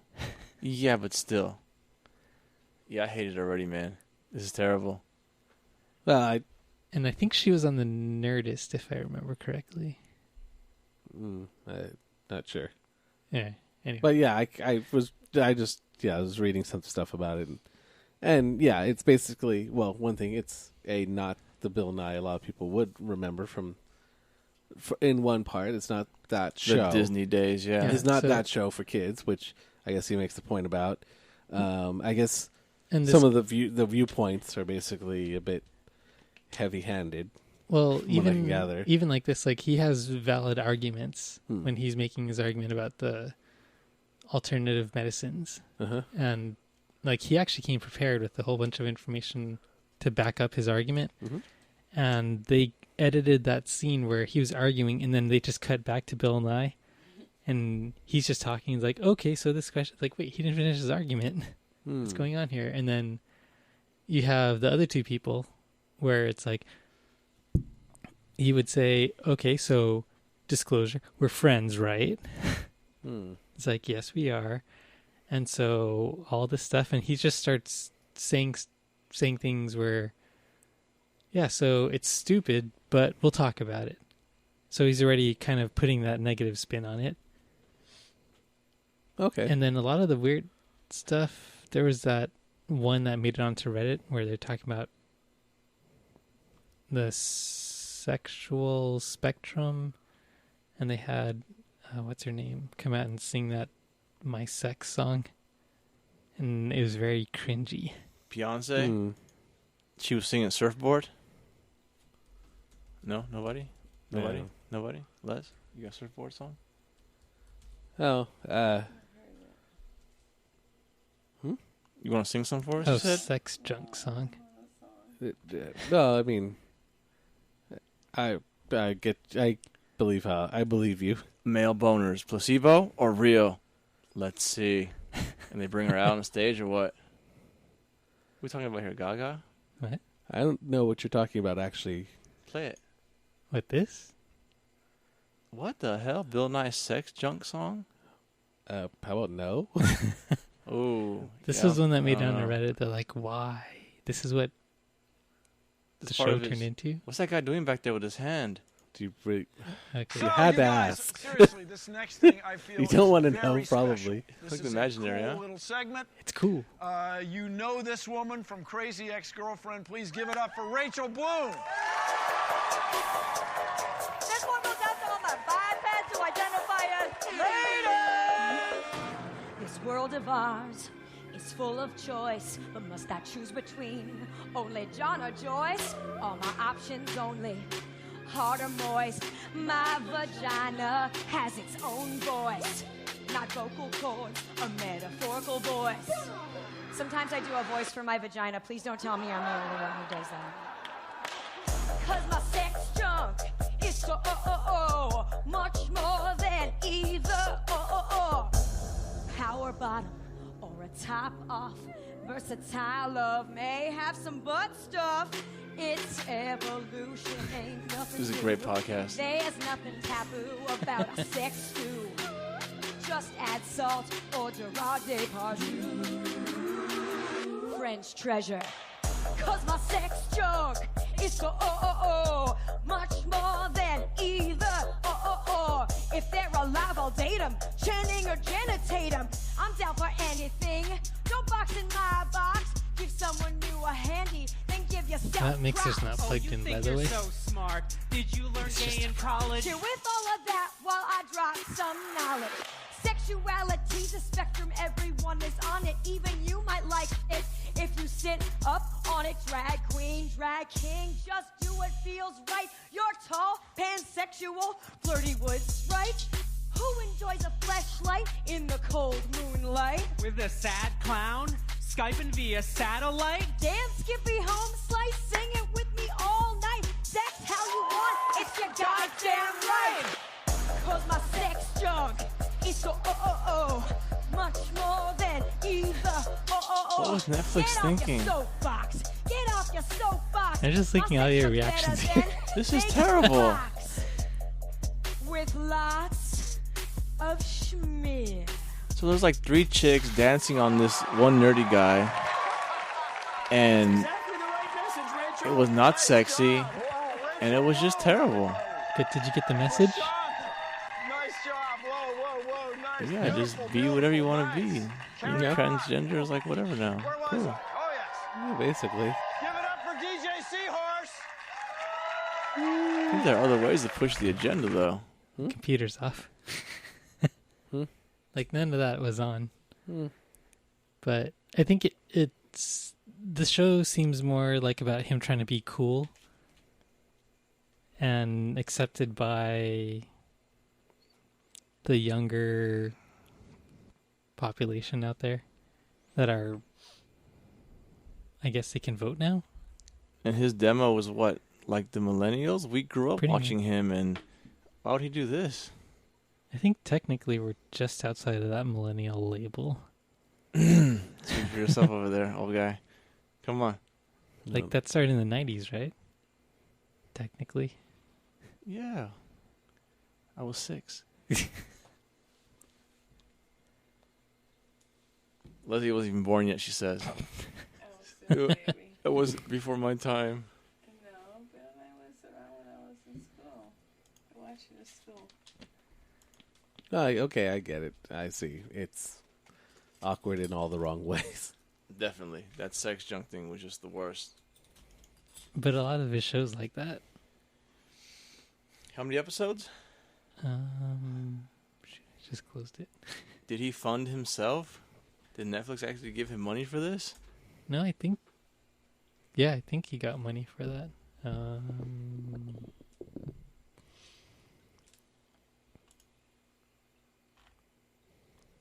Well, somebody likes it. If you like it, please write into the show. 13. Visit www.tacoknightspodcast.com /opinions. Not a real website. Coming soon. But, yeah. I'm gonna buy that domain, by the way, and sell it to you guys. You gonna resell it? You gonna be a reseller? Oh no, it's a terrible lifestyle. Never mind. No, Those no, people. don't go there. Don't do it. Don't do it. The Toys R Us story? That's not a good story. Oh my god. I'm in line at Target to buy a Hatchimal. It doesn't really go with Game of Thrones theme music here, but anyway, we'll go with it. There's no Hatchimal theme song, okay? Don't look for it, please don't. It brings back bad memories. So what? Sorry, what theme song? The Game of Thrones theme song? No, the one you just said. Hatchimal theme song? Right. There's no Hatchimal theme song. Don't look for it. Please don't. And he's looking for it now. Of course he is. Okay, so November 2016. Everybody wants a Hatchimal. Little girl wants it. You know what a Hatchimal is? No. You Really? keep saying a word that I do not understand. This is a Hatchimal. It's a piece of crap. Is not in my will. With a piece of crap bird that comes out of it. Hatchimals. Okay. They live inside of eggs, and it's up to you It's a to help millennial them thing, hatch. I guess. Contents. Content. Each package comes complete with one Hatchimal in Hatchimal. egg, one That's what instruction you were booklet, saying. one reference guide, and 2 AA LR6 batteries already inside your Hatchimal. Unboxing. Your Hatchimal has been packaged in a very particular way to ensure it's protected, and safely unboxing your Hatchimal is equally important. To begin, ask an adult to carefully cut and remove the tape tabs on the top sides of the packaging. Then lift the plastic top off, lay the package on its back, and insert your finger This is into totally the gonna top be like hole. the lost Now slowly episode. slide the insert It has and to be. product out of the outer packaging. This is terrible. Have an adult then cut and remove the tape on What, the you're not sides gonna that re-listen attach to the this blister one? to the How cardboard. can you follow Tip up the with the insert sex upright thing and song? slide the blister with the egg With the out of the Hatchimal carton. story. There are 2 plastic locks at the bottom Good of the egg. God. What are you To talking remove about? The plastic locks, segue just hold writes one itself. lock between your fingers, rotate 90 degrees See, the science is clockwise, getting it and out of pull the it box to begin with. Repeat the same process with It's the such a lock. struggle. Now your Hatchimal will come We need to life. Amazon's frustration-free Inside, you'll discover packaging. one of Did 2 you have this Hatchimals video to you'll help see in you? the box. You won't know who's inside until it hatches. In-egg play. Now that your egg is out of the package, you can begin to care for it until it's ready to hatch. Inside of the egg, your Hatchimals will make cute sounds and its eyes will change color to let you know how it's feeling. There are many ways to encourage your Hatchimal to hatch. Let's take a look at a few. Shake it. Holding your egg. Shake it Hatchimals need a lot of love and violently. care to hatch. When you hold the bottom of the egg, your Okay, so Hatchimal's our eyes experience will with glow this thing pink, is once you and take it you'll out of hear the its heartbeat. box, When you see light it takes blue roughly eyes, 15 to 20 minutes for it to start it's cold. poking Rub its the bottom its of the beak egg to out warm it and up, breaking like this this. outer shell. Tilting your That's egg. like a hard, Gently hold the egg with both what is it, hands like a and slowly plastic tilt in type either thing? direction. The more you tilt and play, the more your Hatchimal So, will you've got respond. about At 15 first, minutes to your do all Hatchimal will these think steps it's that they're fun, talking but do it about? too much No, and just it sit there and will watch it. You're upset. just watching this Tapping this your egg just and you see When the there are little no leaves, eyes your inside spinning Hatchimal is around in listening. circles. Make sure it's quiet enough for it to hear you. Like it's Tap on the possessed? egg and it will hatch Exactly. right back. It's Did you making hear weird that? noises. Hatchimals love to tap back, matching your rhythm. Here are a few more. Yeah, and the kids had none of these reactions for sure. They were just like, "Is this something going to come out soon?" Again by rubbing the bottom of the egg. They just didn't rub their eggs correctly. Oh, God. Help them out by gently patting the bottom of the egg. Flashing orange eyes lets you know your Hatchimal has a case of the hiccups. Or it's going to kill you in your sleep. Help scare them away. Green eyes let you know your Hatchimal isn't feeling well. It is now a demon. Rub the bottom of the egg to make it feel better. Oh, or this tilt is to help no. it sneeze. Dark blue eyes mean your Hatchimal is feeling a little scared. Did you know all this? Did this do all this stuff? Or you can always tap on the egg to scare it more. He just threw it against the wall to open it. I think she ended up cracking it with her hand and just breaking it open by herself because it took too long, or I think it got stuck or something. Like it didn't go as planned. You said 20 to 25 minutes, so all that stuff happens before this? You're just looking at it, and it's just making these weird noises waiting for it to come out. But don't worry, it can't hatch without you. Here's how to encourage them. It can't hatch without you. It's a lie. I think the girls put it on the table and just waited. I'm pretty sure it got stuck like halfway through. Live. If the Hatchimal happens to fall asleep while hatching, set it down and then pick it back up to resume hatching. Once they peck away enough of the egg, you can help them out by pulling away pieces of the egg. Times may vary. Up to 30 minutes. Up to 30 minutes. You can now minutes. remove the top of the egg and peel away any extra pieces of shell that might be blocking the way. Firmly pull out your Hatchimal until you hear a click. Then remove the plastic around the wings by pulling the perforated tab, and press your Hatchimal's belly to hear them sing Hatchy Birthday. Remember, each hatch is unique, and now that your Hatchimal is here to stay, make sure you throw out the shell in all its pieces. I'm having flashbacks. Is just a baby. Yeah, so it was the Hatchimal and the NES Classic that were had at Toys R Us that day. Cuddling your Hatchimal. And people were in line from like 11:30 the night before for the opening at 9 o'clock in the morning the following day. Keep petting her head and she It will was say, like "I love you." 35 degrees outside, freezing cold. By tilting her forward. Me and my friend go wait in line at midnight for this freaking Hatchimal. Fold away chairs. You know, we had some snacks. Kids can't listen to this episode at all. Okay, so my friend brings an edible, right? like one of these. It was a gummy bear. Okay, it was about the size of $2 $2.50. Okay, so I'm like, okay, we got 9 hours to kill. What better way? So I eat just like the top of the head. My God, it was terrifying the whole night. I was terrified. I was freezing. I'm like, are these kids worth it? Honestly, this Hatchimal, $60, and it does what now? Because I hadn't seen any of this up until now, right? I'm like, okay, the Hatchimal is gonna be some kind of amazing toy, sold out everywhere. My kids are gonna be like, wow, Dad, you're the best. You're the best guy ever in the world. Because that's exactly how it went, right? Because that's how in the perfect world it should have went that way. Yeah. Get the freaking Hatchimal. I'm defeated. I feel like crap. That's the worst night of my life. I don't know how many hallucinations I saw that night. Get home, wrap it up. Christmas comes, get the Hatchimal. I swear they played with it for like, what, 15, 20 minutes, and that was it? Teaching your Hatchimal to dance. To teach your Hatchimal how to dance, cycle through the menu. You were at Toys R Us and you got the Hatchimal. I went to Target. Oh. Oh yeah, this made me furious. This just made me so furious. Oh my God. So I'm at line. What time was it? Like 7 o'clock in the morning? Something like that. I call Leslie up. I'm like, hey, go to Target. Go get in line. There might be like a cool Hatchimal or NES Classic or something cool to get. Yeah. She gets to Target. What time they open? At 8 o'clock. She shows up like at 7:56. There's like 3 people there. She walks right in, gets a Hatchimal. Like nothing. She walks right in. Oh, Hatchimal? You have how many? You want to give me 2 of them? I'll just take 1. It's all good. Do you know what I went through to get that freaking Hatchimal? So how many hallucinations did you have, Leslie? 0. There was a big goose egg, right, on the hallucinations and the freezing conditions. We got a nice 0 on that one. I had a good night. Slept in my bed, warm. Nice. 8 hours sleep, probably longer than that. Got up. Went to Target and was like, I'm swimming in Hatchimals, Joe. Hey, look at that. First to the gas station, and I'm like, maybe I should go to Target. Okay, let's go to Target. Drove Target. Stood in line. Got my Hatchimal. As she told me, I'm on the phone, just a single tear runs down my cheek. She's like, I knocked them out of the ground and made a Hatchimo angel out of them. There was just so many of them. I just spread them out. We built a fort out of them. Fort Hatchimo. Did I tell you what night I had before going to get that Hatchimo or no? Because I feel like after telling you worst night of my life, you could have been like, Joe, it was a madhouse. There was people everywhere. Oh my God. I'm lucky I got one. No, she's like, yeah, I got in there and just like it was right there waiting for me. I went to do they walked it to me. I got 5% off with the Target Red Card. What'd you get?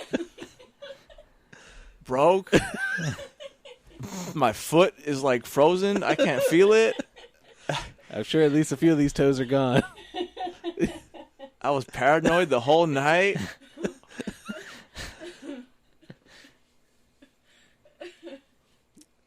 So Hatchimals must buy, right? Definite buy. Was that? So that was this past Christmas. That was the past hotness? Christmas. Yeah. Where's the Hatchimal? Never. The Hatchimal where is is that probably under the couch. Destroyed. It's been there for the last, what? The dog's eating it. Wow. Yeah. Thanks, Santa. Thanks for making me go get that for the kids. Santa loves you. Except when he sees the demons. But that's got to be the hustle, though, like to go to those lines where those people are waiting in line and just sell them like hot chocolate, blankets, you know what I mean? Beanies, gloves. Well, no one's stupid enough to come unprepared. That's not true. I'm thinking all I need is a Dodgers jacket, some pants, socks, and shoes. Nope. People out there were camping gear. This is My friend had a whole hardcore. snowsuit on. You don't understand the line waiting. No, it's not easy at all. And most of them were just trying to resell theirs. First time, last time. Yeah, a lot of people were selling them online for $2,000. What? Yes. $2,000. What we just saw on YouTube, 2 G's on eBay. Nuts. It's almost like Tickle Me Elmo status. There's always one every Christmas. There's a. Wasn't the Furbies crazy? Turbo Man. Yes. Yeah. Furbies were a thing, and Turbo that Man? looks like the bastardized cousin of a Furby, What? except with an egg on it.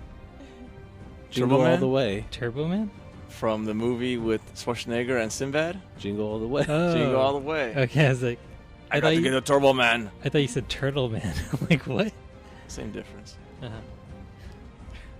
So you would not wait in Ugh. line for Never again. never again. Well, now you're No. you're Well, they won't- wiser they won't now. have it Now again. you won't just go out there. And now the like, kids are old enough to come out with me in camp, and I'll leave them there and I'll go sit in the car. How about that? Is this like character building? I'm watching you from here. Got my eye on you. Even when I'm sleeping, I got my eye on you. Santa said we have to wait here. That he dropped them off last night. We're setting them up now. Oh, those third Santas and elves.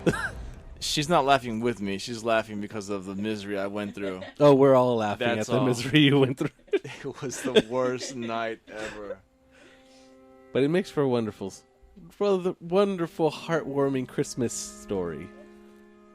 And then do you get to do it again next year for whatever the new toy is? No, she's gonna go at Target 7 o'clock in the morning and Just get go it. at 7 o'clock in the morning. She's got the lucky hand. She'll just go and pick it right up. Yeah, just walked right in. They handed me one, just right there.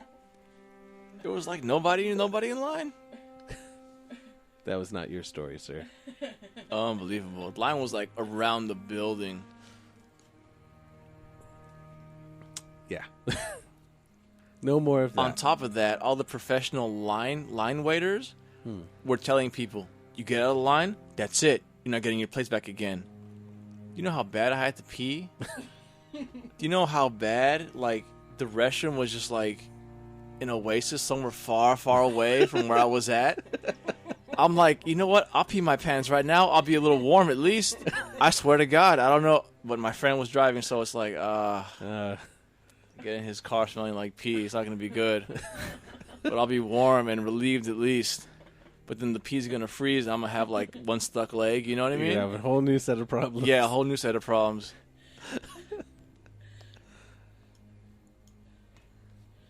Thought about it, though.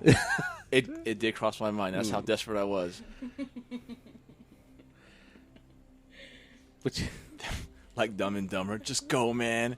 Just go. But you didn't. You got. But you didn't get the NES one. No, they had about 15 or 20 NES classics, and we were like number 23 in line. So it just missed us. But you got your. But I was being brainwashed by the line waiter. They were just like, yeah, get an NES and sell it for triple. I'm like, yes, I can make some money. Oh, yes, I'm one of these people now. So you went to Target the next day, right? And just got it there? No, Leslie didn't. You see any NES classics there? She was probably like, I don't want that. No, I'm just here for this over here. I don't care. Keep that pile of them over there. I had to knock them down as I walked by them. I had to kick some out of my way. They were just trying to give them to me. I'm like, no, I'm just here for one thing. No, they didn't have any. They were sold out. Well, the video games are sold out. And they stopped making them, so. Because they want you to buy other stuff now.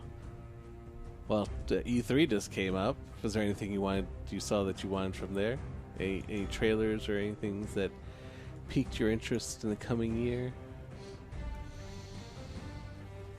Or did you even see anything? You didn't go this time. No, I didn't go, even though it was open to the public this year. Next year, hopefully I'll get one of those early bird tickets to go and see it.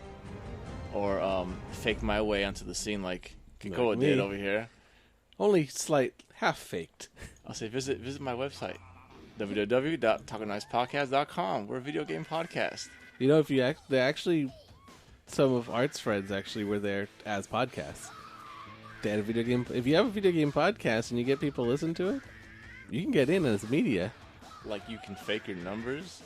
No, I don't know how you send them. We don't have big enough numbers here to do it, and we don't really talk about video games all that often, so we don't quite qualify. But if you actually do it and you actually talk about it and you get people to listen to you, you can actually get in on the media pass. They were there for their podcast, so you can do it. I mean, it used to be easier. You just need a website. Basically, write a few reviews on games. You could just like, oh, here's my website. I'm in media. Some guy when Art and I were there maybe 2 or 3 years ago was basically saying that. It was like, oh yeah, I just made a website, did a few reviews, and just submitted that as like, oh, I have a website, and it got in. I think they're more stringent on it nowadays. They actually want to see some kind of numbers or something, but it is a way you could do it if you can get people to listen to you. So, and it'd be possibly cheaper, and you get to talk about whatever you wanted to. So it is an option out there if you want to do it. Like I said, we don't really talk about video games on this podcast, so it doesn't quite make sense. I don't think it'd fly. Actually, we didn't try, so who knows? Maybe it would work. We do have close to 100 episodes. I think they released the nominees for the 2017 Video Game Hall of Fame. Did we they? go into that next time. I think they did. Nah, I'm fine with that. Did you see anything from E3? Yeah, what Ben is playing now, the Super Mario game, which of course I play all of them. All of them? Because I'm a huge Mario fan. This one looks a little weird to me though. It's just odd. This Odyssey? Yep. Yeah, with the whole hat changing thing, like you get to transfer your powers into another character. It seems like. I'm in anyway. Well, the Nintendo booth was just ridiculous, so we walked in, we're like, nope, and walked out. So I didn't really get to see anything firsthand. Like the line was crazy. You guys didn't try any games? I'm telling you, just the line. It was just a mass of people. Like there were lines for stuff, but there were so many people. It's hard to tell where a line started. But that's always the Nintendo booth is always like that. Although last year they only had one game they were really demoing, and that's Breath of the Wild. Which did live up to the hype, right? Not worth the wait that we did, but yeah, it was everything that they advertised at E3. It was like, and more so. Like, even when we waited to play that demo, and it's just the opening part of the game. Like, you got to play the opening part of the game for, I don't know, 15 minutes or so, but we had to wait about 6 hours. Wow. To play that demo.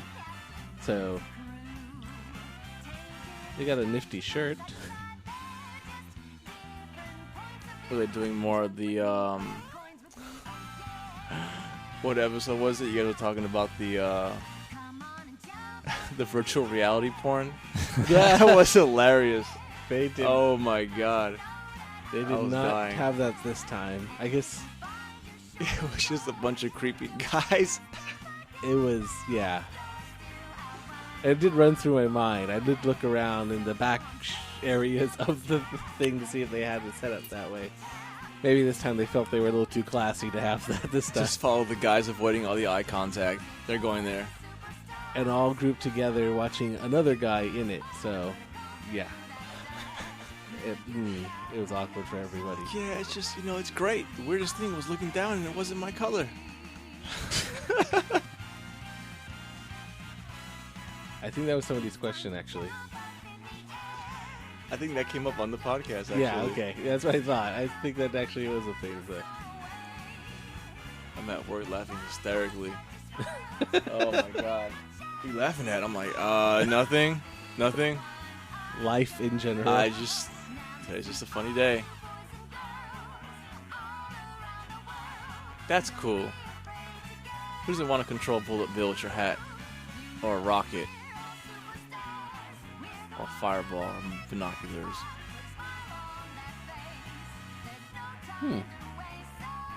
That's racist. That's extremely racist. They showed Mexican sombrero Mario. Mario is a very worldly character. International. He's very international. Let's ask our Latina over here. Is Mexicans the only one that wears sombrero and ponchos? Is that a Mexico thing only? Or is that like Guatemala, Salvadorian? Yeah, speak on that. From your experience. I mean, when did you get yours? Do they? I think you have one. I have a coconut. I have a coconut hat, coconut bra. We're tropical, my people. It's very tasteful. I thought so. So that game, I mean, that's a big game coming out on the Switch. Because there aren't a lot of games right now on the Switch. Big games. Just disappointing, too, Breath by of the the way. Wild. I think they're really... Mario Kart, which is a remake, technically. It's just a deluxe version of the other one. They're really pushing ARMS right now. But I think Splatoon 2 is another one they were really pushing. But, like... I mean, I think you're supposed to ride out the Zelda thing for a while. And if you actually try to get everything in the game, yeah, it'll take you a long time to do it. But eventually, I just gave up. I'm like, decided why do it? I've upgraded most of the armor. I'm pretty much unkillable now. And you don't even need to do that. That's only just because you felt like doing it. Once you figure out what you need to make, yeah, then you're like, oh, I can just make this food and just increase my hearts. And in the beginning, it was just rough. In the beginning, it was rough. Everything killed you. Oh, yeah. Like, should I be here? Yeah, nope. Now I'm at the point I just walk up on a guardian and just kill it right away. It's like, oh, it's not fun anymore. Damn it. Oh. Because you powered yourself up too much. Exactly. Yeah, well, that's only because they didn't have anything for you to move to. Like another game. Like, okay, I'm done with this one. Because there's not really anything to do. Like Mario Kart, but you're just racing over and over until... No, you're just racing over and over. So, yeah, that is kind of the downfall of the Switch. They do have good stuff coming. It's just not out yet.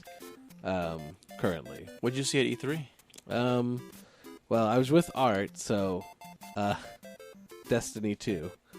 Although I was, it's funny because on the first day I knew he wanted to see it because he's really big into Destiny, so I knew that was going to be part of what we were going. So we went to the Activision booth, and they actually have two big games coming out. They have Destiny 2 and Call of Duty World War II coming out. So for the Call of Duty fans, they were all hyped for that one because it's Call of Duty, and then you have all the Destiny people lined up at their booth. It's like a rectangle. We went towards the Destiny side, and we walked around the thing and ended up back where we started. And we still didn't get to the end of the line that first day. Wow. So we're like, oh, that was dumb. We just walked around the whole thing just to end up where we started. But usually the first day of E3 is just scouting. Like, okay, what do we want to do? So the PlayStation booth had a demo of Destiny 2. They had one with, I think, with Strike, with their raid thing. Or not their raid thing, but their dungeon thing, the Strikes. I think they had one where you play the Strike. But instead of having lines for their stuff, they had an app that you put on your phone, and then you, like, at a certain time, you can, like, choose one of their games that they have. Like, they had Battlefront, Star Wars Battlefront 2 as another option, but they had a bunch of games that are coming out on the system. So you select the game, and then they had a bunch of times, and then you could press, like, the plus button next to it, and then it set up a reservation for that time. Ooh, like a fast pass. Pretty much. Pretty cool. So that first day, we're like, they have it in two sections too. They have like the first half of the day and the second half. So the first half of the day opens up like around 9:30. You can click in. So we got there was no way to get in. So we're like, okay, we looked at the second half and we clicked on it and said, oh, it's not open until 2:00. So these will open at 2:00. Come back into the app at 2, then you'll be able to do it. So we're like, okay, so we're doing other stuff, and then we're like, okay, it's like 1:55. It's like, okay, we open the app, which is slow because we're at the convention center, so connection's already crappy because everybody's hitting the connection. So we're like, okay, 1:59 and 2:00, and we hit it, and then it's just loading, and we're like, huh, that's weird. And then I don't know, like a minute later, it finally loads. Everything's full. Everything's gone. Just all gone. Because everyone else had the same idea in mind. They're all just waiting for the thing to turn, and when it turns, they just slam the server with everyone trying to like make reservations on everything essentially, and then maybe we didn't get in. Like, I made it to the reserve thing. It's like, oh, we're making a reservation, another screen, and then it was loading, and then it's like, oh, we're all full. Like, wait, what? I'm inside the thing. And Art couldn't even get in. Like, his just loaded and just forever and just gave up after a while. So, dang. I think he tried again later, and same thing. It's just everybody, every time it loaded up, everyone just crashed the server trying to get one of the reservations. And when I first heard about it, I'm like, oh, this is genius. You know, I don't have to wait in line. I can just do it like on our way in or just wherever I am. And then it's like, oh, this is a terrible idea. At least if you wait in line, you'll know if you're like, I'm in line, I'm going to get in. So that's what happened the second day. The first thing we hit was the Activision booth. And we got in that line for the Destiny 2 thing. And so that's where we spent a good part of the morning. Although, at a different E3, I think I spent all 8 hours in one line to play, I think it was Battlefield 3 or 1 or something. It wasn't even one I wanted to play. I was just with other people, and I'm like, okay, let's just go to that one. Not knowing I was about to spend my entire day at E3. The whole day there. In line for one thing. That's no good. And I got dog tags, I think, for my troubles. But limited edition. Yeah. So that's a lot of what E3 is, mostly. You know, spoilers. Well, now it's a lot worse now since it's open to the public. It's twice as many people now. It was ridiculous. It was so packed. So more packed than it already was. That it's just like, I mean, I get it. Like, if I wasn't able to go, I'd want to go. Because even I'm blasé about it after that initial thing. Like, still walking into the hall and seeing everything, I'm still like, this is amazing kind of thing. It still gets me at first, and then after that I settle into the same, like, okay, I'm basically just walking from booth to booth. Every demo's got a long line. You know, do I want to wait for anything? Because if I play a demo I like, then I'm like, oh, when does this come out? A year from now. I'm like, well, thanks. Now I just got to tease, but I don't get to play it so I don't sometimes even bother with it. a lot of times if you want to actually see the games at E3, you're better off just staying home in your pajamas just watching the trailers, because you don't have somebody's head in front of you and people who maybe didn't shower in the past year all around you, and it's can be like, it's like if you just stay at home, you can just be comfortable and watch the same trailers that they see at E3, except without being on a big screen. There's definitely a certain wow factor of the whole thing, and like the first year I went, I was just like, this is amazing, this is great, but it's not really so much of a fan thing. That's the thing about E3, it's really an industry event. So unlike Comic-Con or a PAX or those ones that are dedicated towards fans, like everything is made to be a fan experience, E3 is more about presenting their games to the industry. So while they do have demos, it's not really mostly the focus of it. Mostly it's for people taking meetings and stuff. Right. So it's kind of trying to play both roles now, with like people wanting to go and play the demos and stuff like that, but they won't get to play more than one usually, and if they're playing a really popular one, they may be spending a half a day just one booth just waiting in line for their turn to do it. So I mean, worth going. So you should start a video game podcast, get a bunch of people listen to you, and you can go for free. Sweet. Just go wait in line to play Destiny 2. I mean, they did have really cool games, like the Dragon Ball Z game, or the Dragon Ball game that they have coming out. I don't know if you saw that. Oh yeah, I saw that. It is really good. We didn't. Does it remind you of Marvel vs. Capcom a little bit? Yeah, it does. It has, because it's like a 2D feel, right?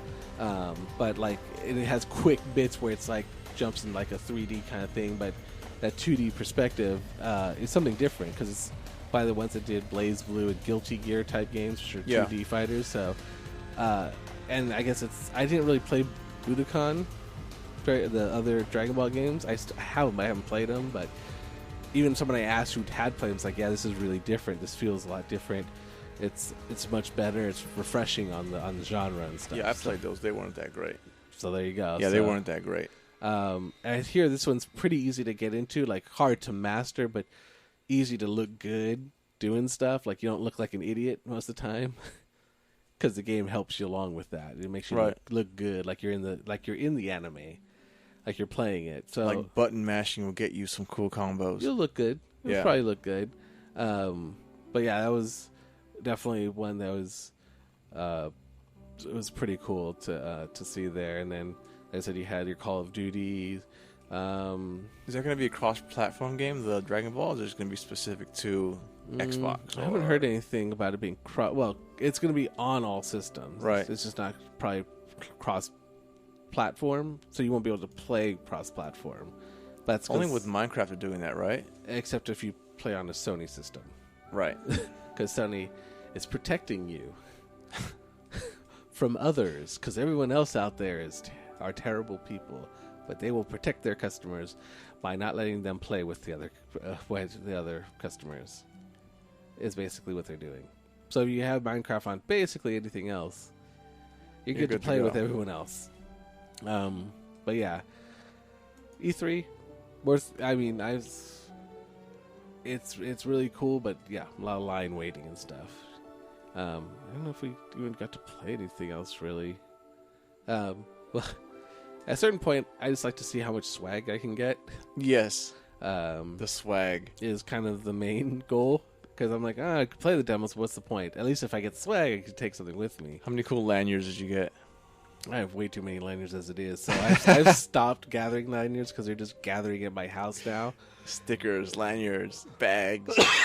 Well, there is one booth that always gives like a thing. Like it's the one it's the Natsume booth. It's the one that does the Harvest Moon games, and they have a River City Ransom type game, like because they have the River City Ransom license, so they made a game like that. But they always have, they usually have like a stuffed animal from their Harvest Moon game, so they have like a cow or a llama, whatever. Each year they have a different one. This one they had like a cow figurine that's from their Harvest Moon game. And these are things they don't sell in stores. Like this is only get them there. I don't know, but I think so. But what they do is in order to get you to demo their games, they give out these cards with 4 spots on them, and you have to get stamps on each. So you get a stamp for each demo you play. So you have to play the demo more or less, until they give you the stamp. Then you can walk away. But, like, I remember earlier, a couple years ago, you could just kind of walk up to the main thing in front and go, oh, can I get a card? And they just give it to you. But now everyone's kind of caught on to that. So now they actually have certain times they give them away. So, like, more cards at 2 o'clock. They have a sign that says that. So, but now everyone wants that. It's kind of the item. Like, people are flipping them on eBay or something because they might be exclusive. So you have people waiting in line at 1 o'clock for the 2 o'clock giveaway of the cards, and you still have to play the demos too. Like, we went over there at 2 o'clock going, oh, we'll just walk up, grab a card, and like, oh, there's a line over there. But it looks short. But it's only because it went around the corner. Oh, wow. And then we're like, oh, okay, we'll just go around the corner. You just see this line that just stretches on to oblivion. And then Art's like, I should ask how many cards they're giving away. And this line went on really long. So he went and asked, he's like, they only have 50 cards. They didn't tell anyone. They just told him that the line's that way. They didn't tell him that they only had so many cards. Like, I think they whispered it to Art. Like, he asked, and they're like, oh, we only have 50. Obviously, the people at the front didn't care, but anyone around that corner was probably less than happy when they finally started giving them away. And like, we're out of cards. Kind of come back and no need to start counting people like 1, 2, 3, 4, 5. Like, oh, forget it, never mind. No, yeah, there was no point. There was no point. There was no point. So we did, because I always try to get something for Carrie, and it's usually from there, but it's gotten harder and harder to get from there because of that. So we got there like 1 the next day and kind of just waited in line. You should have called Leslie, because she would have went next day at Target and got it. It's right true. off. I mean, right in the morning. They would just handed it to her while they wheeled her down. You know, she's like, "Hey, can I get the card?" Like, "Hey, not needed." Just here it is. Here you go. Go flip it on two. eBay. Cow. Happy flipping. Happy flipping. Those line waiters are freaking everywhere. God. But yeah, it's yeah. I agree. There's a lot of people reselling. It's become a thing. It's with the amiibos. It was a thing too. Yeah. And there were people just like buying all of them, and then flipping them later. I think they stopped making those, right? The Legend of Zelda ones. They have certain ones that have stopped, like the earlier ones, and some of them they've redone. So if you just wanted one, you could get one later on, which is what people thought they were going to do with the NES Classic. Right. They're like, oh, you know, eventually they'll keep selling them, and I'll get like a later edition. And then the moment they're like, oh, we're not selling them anymore because we hate money, then it's like you almost hear the dollar signs going off in scalpers' heads, going, yes, finally, because it's the kind of thing that happened with the Wii U in the beginning. They were going to try to flip it, but then no one bought it. So they kind of got screwed over, depending on the return policy that they had to deal with. But no one bought it. So in that way, it worked against them. But I'm sure in a few years it'll be like the NES Classic Gold Edition's coming out. This one has 15 more games on top of the original 32, was it? I don't even remember. But I think they want people to buy them on the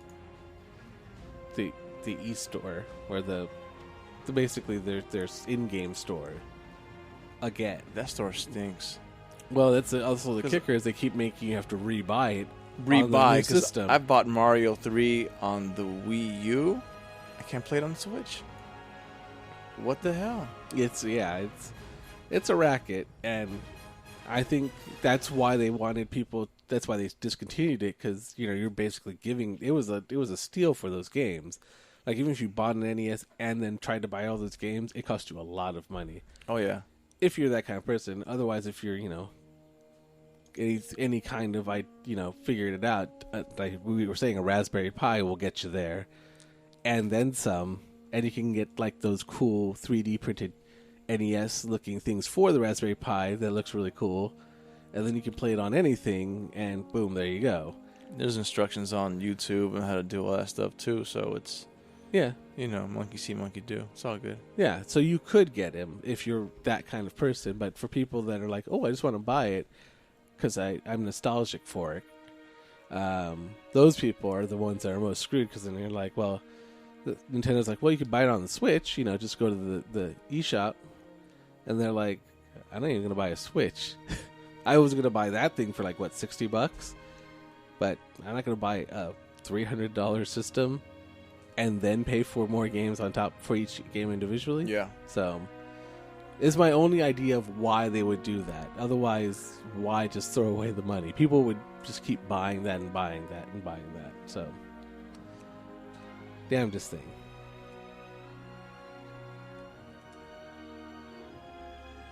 Mr. Wizard, what you doing over there? Are you good? I think she's dead. What We're happened? good. You okay? Yes, you're good.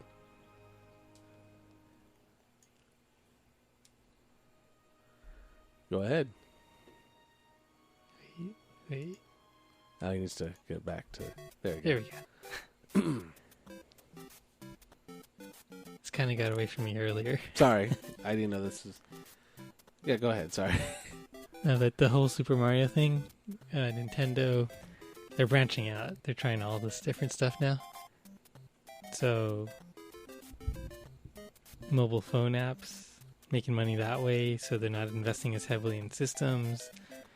And the Switch, feels like a 3DS, like the next generation portable system. Except not really portable. It's portable enough. You can't put it in your pocket. You can put it in cargo pants. Can you? Yes. Would you? The Nintendo Switch? Yeah. You can fit it in your back pocket, not comfortably, but you can. Like just loose? Like You've just done it? throw it in your back Yeah, pocket? of course. See?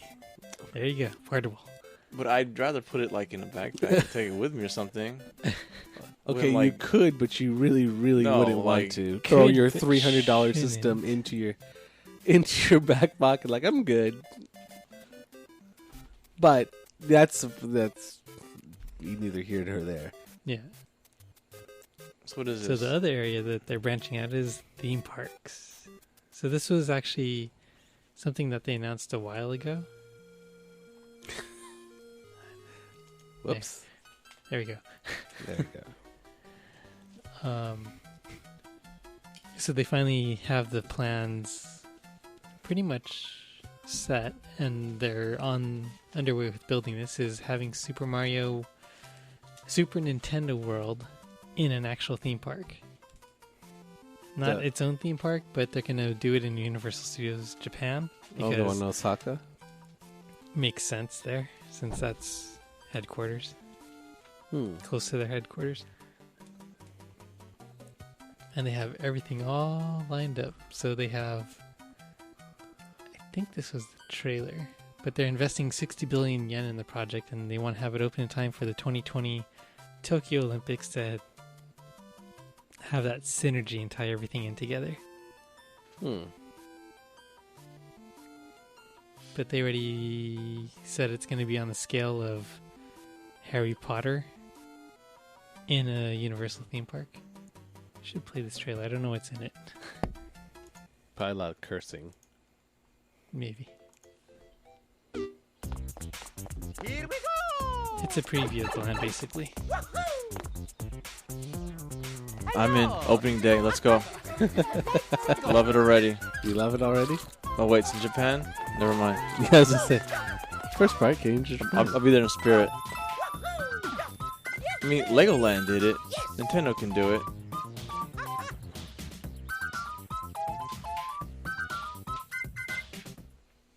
Huh. If I go back a little bit, right here, that's basically the whole land. Crazy. Crazy. I wonder how it fits in to everything, or how everything works. Well, will work, I guess. Once it's all together. Crazy. Sliding down poles. Yeah. Yeah. Going into pipes. I mean, I'd like to see it when they actually have not a artist rendering of it. But I mean, because But you got Bowser's castle here, you got Peach's castle there. Random shops and restaurants everywhere, looks like. well, how's it for rides? Did they say anything about that? They're gonna have the caterpillar you jump on, ride that around. I think it's going to be kind of like the Harry Potter rides, or that kind of system. Or Transformers, so like trackless, a lot of projection. You travel through different rooms. Okay. Spin around. I'm in. It's Mario. I'm in. Nintendo. Damn Nintendo. right. Is there space at this Universal Studios over here to build something like this? No. There isn't, right? Orlando, probably. But I think they're going to see how well it does in Japan first before they even think about bringing it over here. And if they do, it'll be in Orlando first. Because tourist destination, 1. And then 2, they opened up Harry Potter over here. Not nearly as many people. So they can have Simpsons, Harry Potter, and Nintendo. In Japan? In Japan. Crazy. I skipped the theme park when I was there because I heard it was a lot like what we have here for Universal. So I was like, well, I only have so much time, so I better maximize my enjoyment if we already had the same stuff they have here. But if they have that over there, then Japan is like the main market for like Mario, though. He's a freaking icon over there. Yep, he's got to kill. Hopefully. But yeah, it's cool. I mean, I would like to see. I would like to go there, although you have to go to Japan to do it. So that's kind of. It's a lot of traveling. Yeah. Go to Japan, go to PAX. When's this opening up? Oh, yeah. 2020. Well, I'll go when you guys go for your big Japan trip. You guys got to go to Tokyo Disney, right? And Disney Sea. That complete. Do all of that stuff. You've got that on your agenda. What's Disney Sea? What is Tokyo Disney Sea? It is Disneyland, but themed to the ocean. What? The sea. What? So, Pirates of the Caribbean? Like everywhere? So there's the volcano, and it's... Moana? Is it like Jules Verne? They do have a section that's like 20,000 Leagues Under the Sea. It's like based around different seas, so each one's themed kind of differently. Like there's one that's like 20,000 Leagues Under the Sea, Journey to the Center of the Earth area. There's one that's like Cape Cod area. There's one like Agrabah. Sinbad. There's that area. So they have different themes, although they also have the Tower of Terror in that park as well. And it's pretty big, actually. I felt like it was bigger than...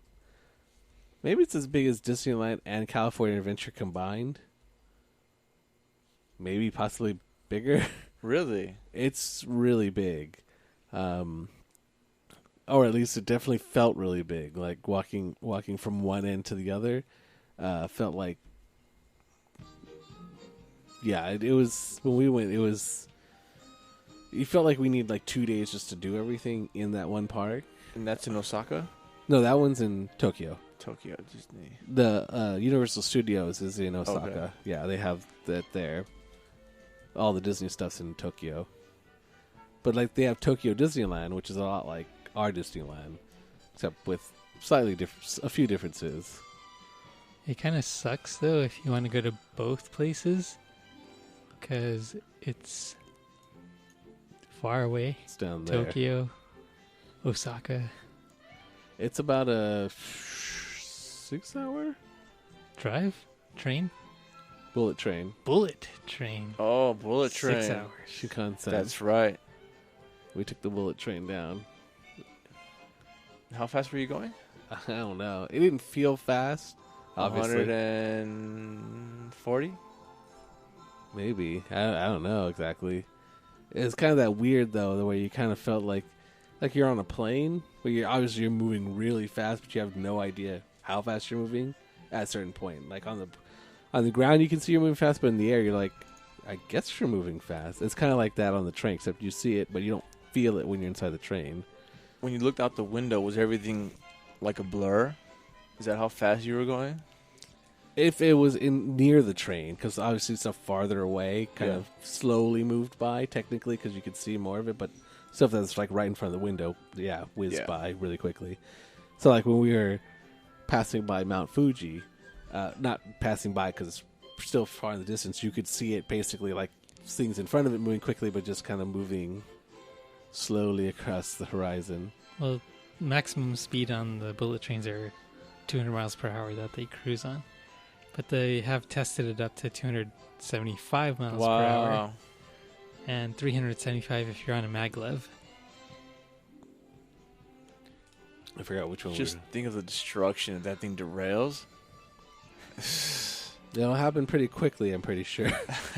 You won't notice. Yeah, you probably wouldn't notice. Like, we were just, at a certain point, you're like, oh, this is amazing. And then you're like, eh. You're less impressed. You're just like, oh, how long is it going to take us to get there? Even though, you know, modern marvel and everything. And when you go to Japan, you can buy a rail pass. And basically, you just pay a one fee and you can take most of the trains anywhere up and down Japan. So you can, if you go on the Shinkansen, which is the bullet train, you can just take whatever one you want. Like, you need to have for 1 week or 2 weeks or however long. It's kind of like expensive, but it pays for itself, like, because you're taking a lot of trains. Japan's a very train-based society. They don't really drive too often. Oh, well, they do have a lot of cars on the road, but it's a pain in the ass to get a driver's license there. So most people just take the train or walk. And we're not good at walking, so... Yeah, it took us, like, oh, we gotta walk. Where? But yeah, if you're in there, and you can only get it if you're a tourist, too. You can't get it if you're a resident. You can't get a J-Pass. So, yeah, that's really useful to have. But, I mean, we skipped Universal, so hopefully, if they have that, maybe we'll go to Universal. 2020. Kanye becomes president, go right on over there. Because why not? I thought it was The all Rock. travel bans. It's not The Rock? Rock 2020? Rock 2020. I vote for him. Is that everything? Oh, do you have something else? I think that's everything. That's everything. For now. It's all the Everyone's news kind of winding down. Slowing down. Getting hot. The food is... Well, I didn't know Leslie had the corner spot right here with the fan on. This is nice over here. No wonder she wasn't sweating. Yeah. Well, I mean, it gets hotter in here, so this is... it's not terrible, to be honest. But anyways, so yeah, I guess that brings us to the end of this podcast. Right? Okay. Comments, suggestions, go to www.talkingknightspodcast.com. Not a real website. But you can go to, and I think we need to change this, but talkingknightspodcast@gmail.com. I still think we should shorten that. I just haven't gotten around to it. Something quicker. Well, Joseph come up with something. I email it just fine. He's emailed it before. I'll have to email next time another topic. You just have to type it in once and your computer will memorize it. That is true. So yeah, I think it's not too bad. You can add that into your contacts. Then there's the Instagram, which I've posted, but I still am trying to get Ben to post to. That's at kNights podcast. Wait, is it 21? You need a secondary device. I feel like you should have like a standby phone and or tablet. This is my Taco Nights phone. This is just for and Taco then Nights just business. for signed in just to that Taco Nights podcast Instagram. Well, I think he has his linked with the other podcast currently. Still. But it gets a lot of posts. I see them. A lot of people follow and comment and stuff. It's That's weird. interesting. I'm not used to it. It's just pictures of food. Yeah. Mostly. Right. I don't think I have your Instagram. Can I get it? Am I allowed? I'm a foodie. I got pictures of food. And I have other foodie accounts following me, which is weird too. Maybe you should just cross post from the Ikima Show podcast. That'd be weird. Me too. And start that up again. Gotta Gotta get that rebooted, started up again. Probably a good idea. Just gotta find the time. Yeah, that's the Find problem. time. There is no time. No time for Ben. No time for Ben. Just work, work, work. I do what I can. He does what he can. No sleeping. There's definitely no sleeping for him. Micro naps all throughout the day. Yes, those. Yeah. Right. You working tomorrow? I mean today? Yes. See? Good God. Always working. That man. Hardest working man in... Well, I He's guess... trying to get it covered. Nope. Didn't have time. I did not have time. There you go. Okay, well, that brings us to the end. I've been your co-host, Keikoa. He's gonna give it to you. He's still going to give it to you. I'm not going to give it to him. Oh, just let you guys know. I already gave it to them. Before we came Give in. here, we had about 15 pounds of Chinese food, which would explain all the sluggish conversation. Roughly 15 pounds of Chinese food. Shout out to Chinese, what is this place called? China Boy. China Boy Express. in Montebello. He likes Dope. it. It was really good food. Especially the garlic chicken, right? Garlic chicken was probably the best. And the chow mein. And the chow mein. Yeah. Service was great. The slushy smoothies were great. Parking though, parking is a struggle. Okay, if It's you a park, hole, it's literally a hole in the whole if you place. park at the burger joint, you will be towed. That's what the sign told us. Just ask the owner if you can park behind their white van that they don't drive ever. You should be good. We're not doing deliveries this late at night. It's fine. Pro tip. Negative. Pro tip. Park behind the white van. Thanks for having me, guys. Appreciate it. That was Joseph, our special guest. Our special guest, Leslie, has stepped out.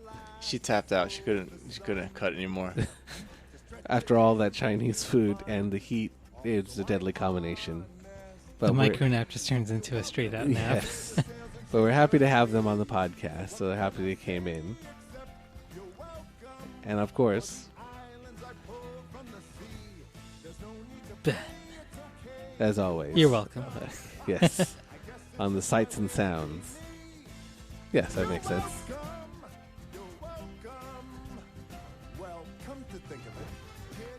Thanks for listening. Until next time. When we'll talk about it. Talk about it. Taco about it. See what he did there? Totally cool. Unplanned. Okay, maybe a little bit. Taco came to give it to you.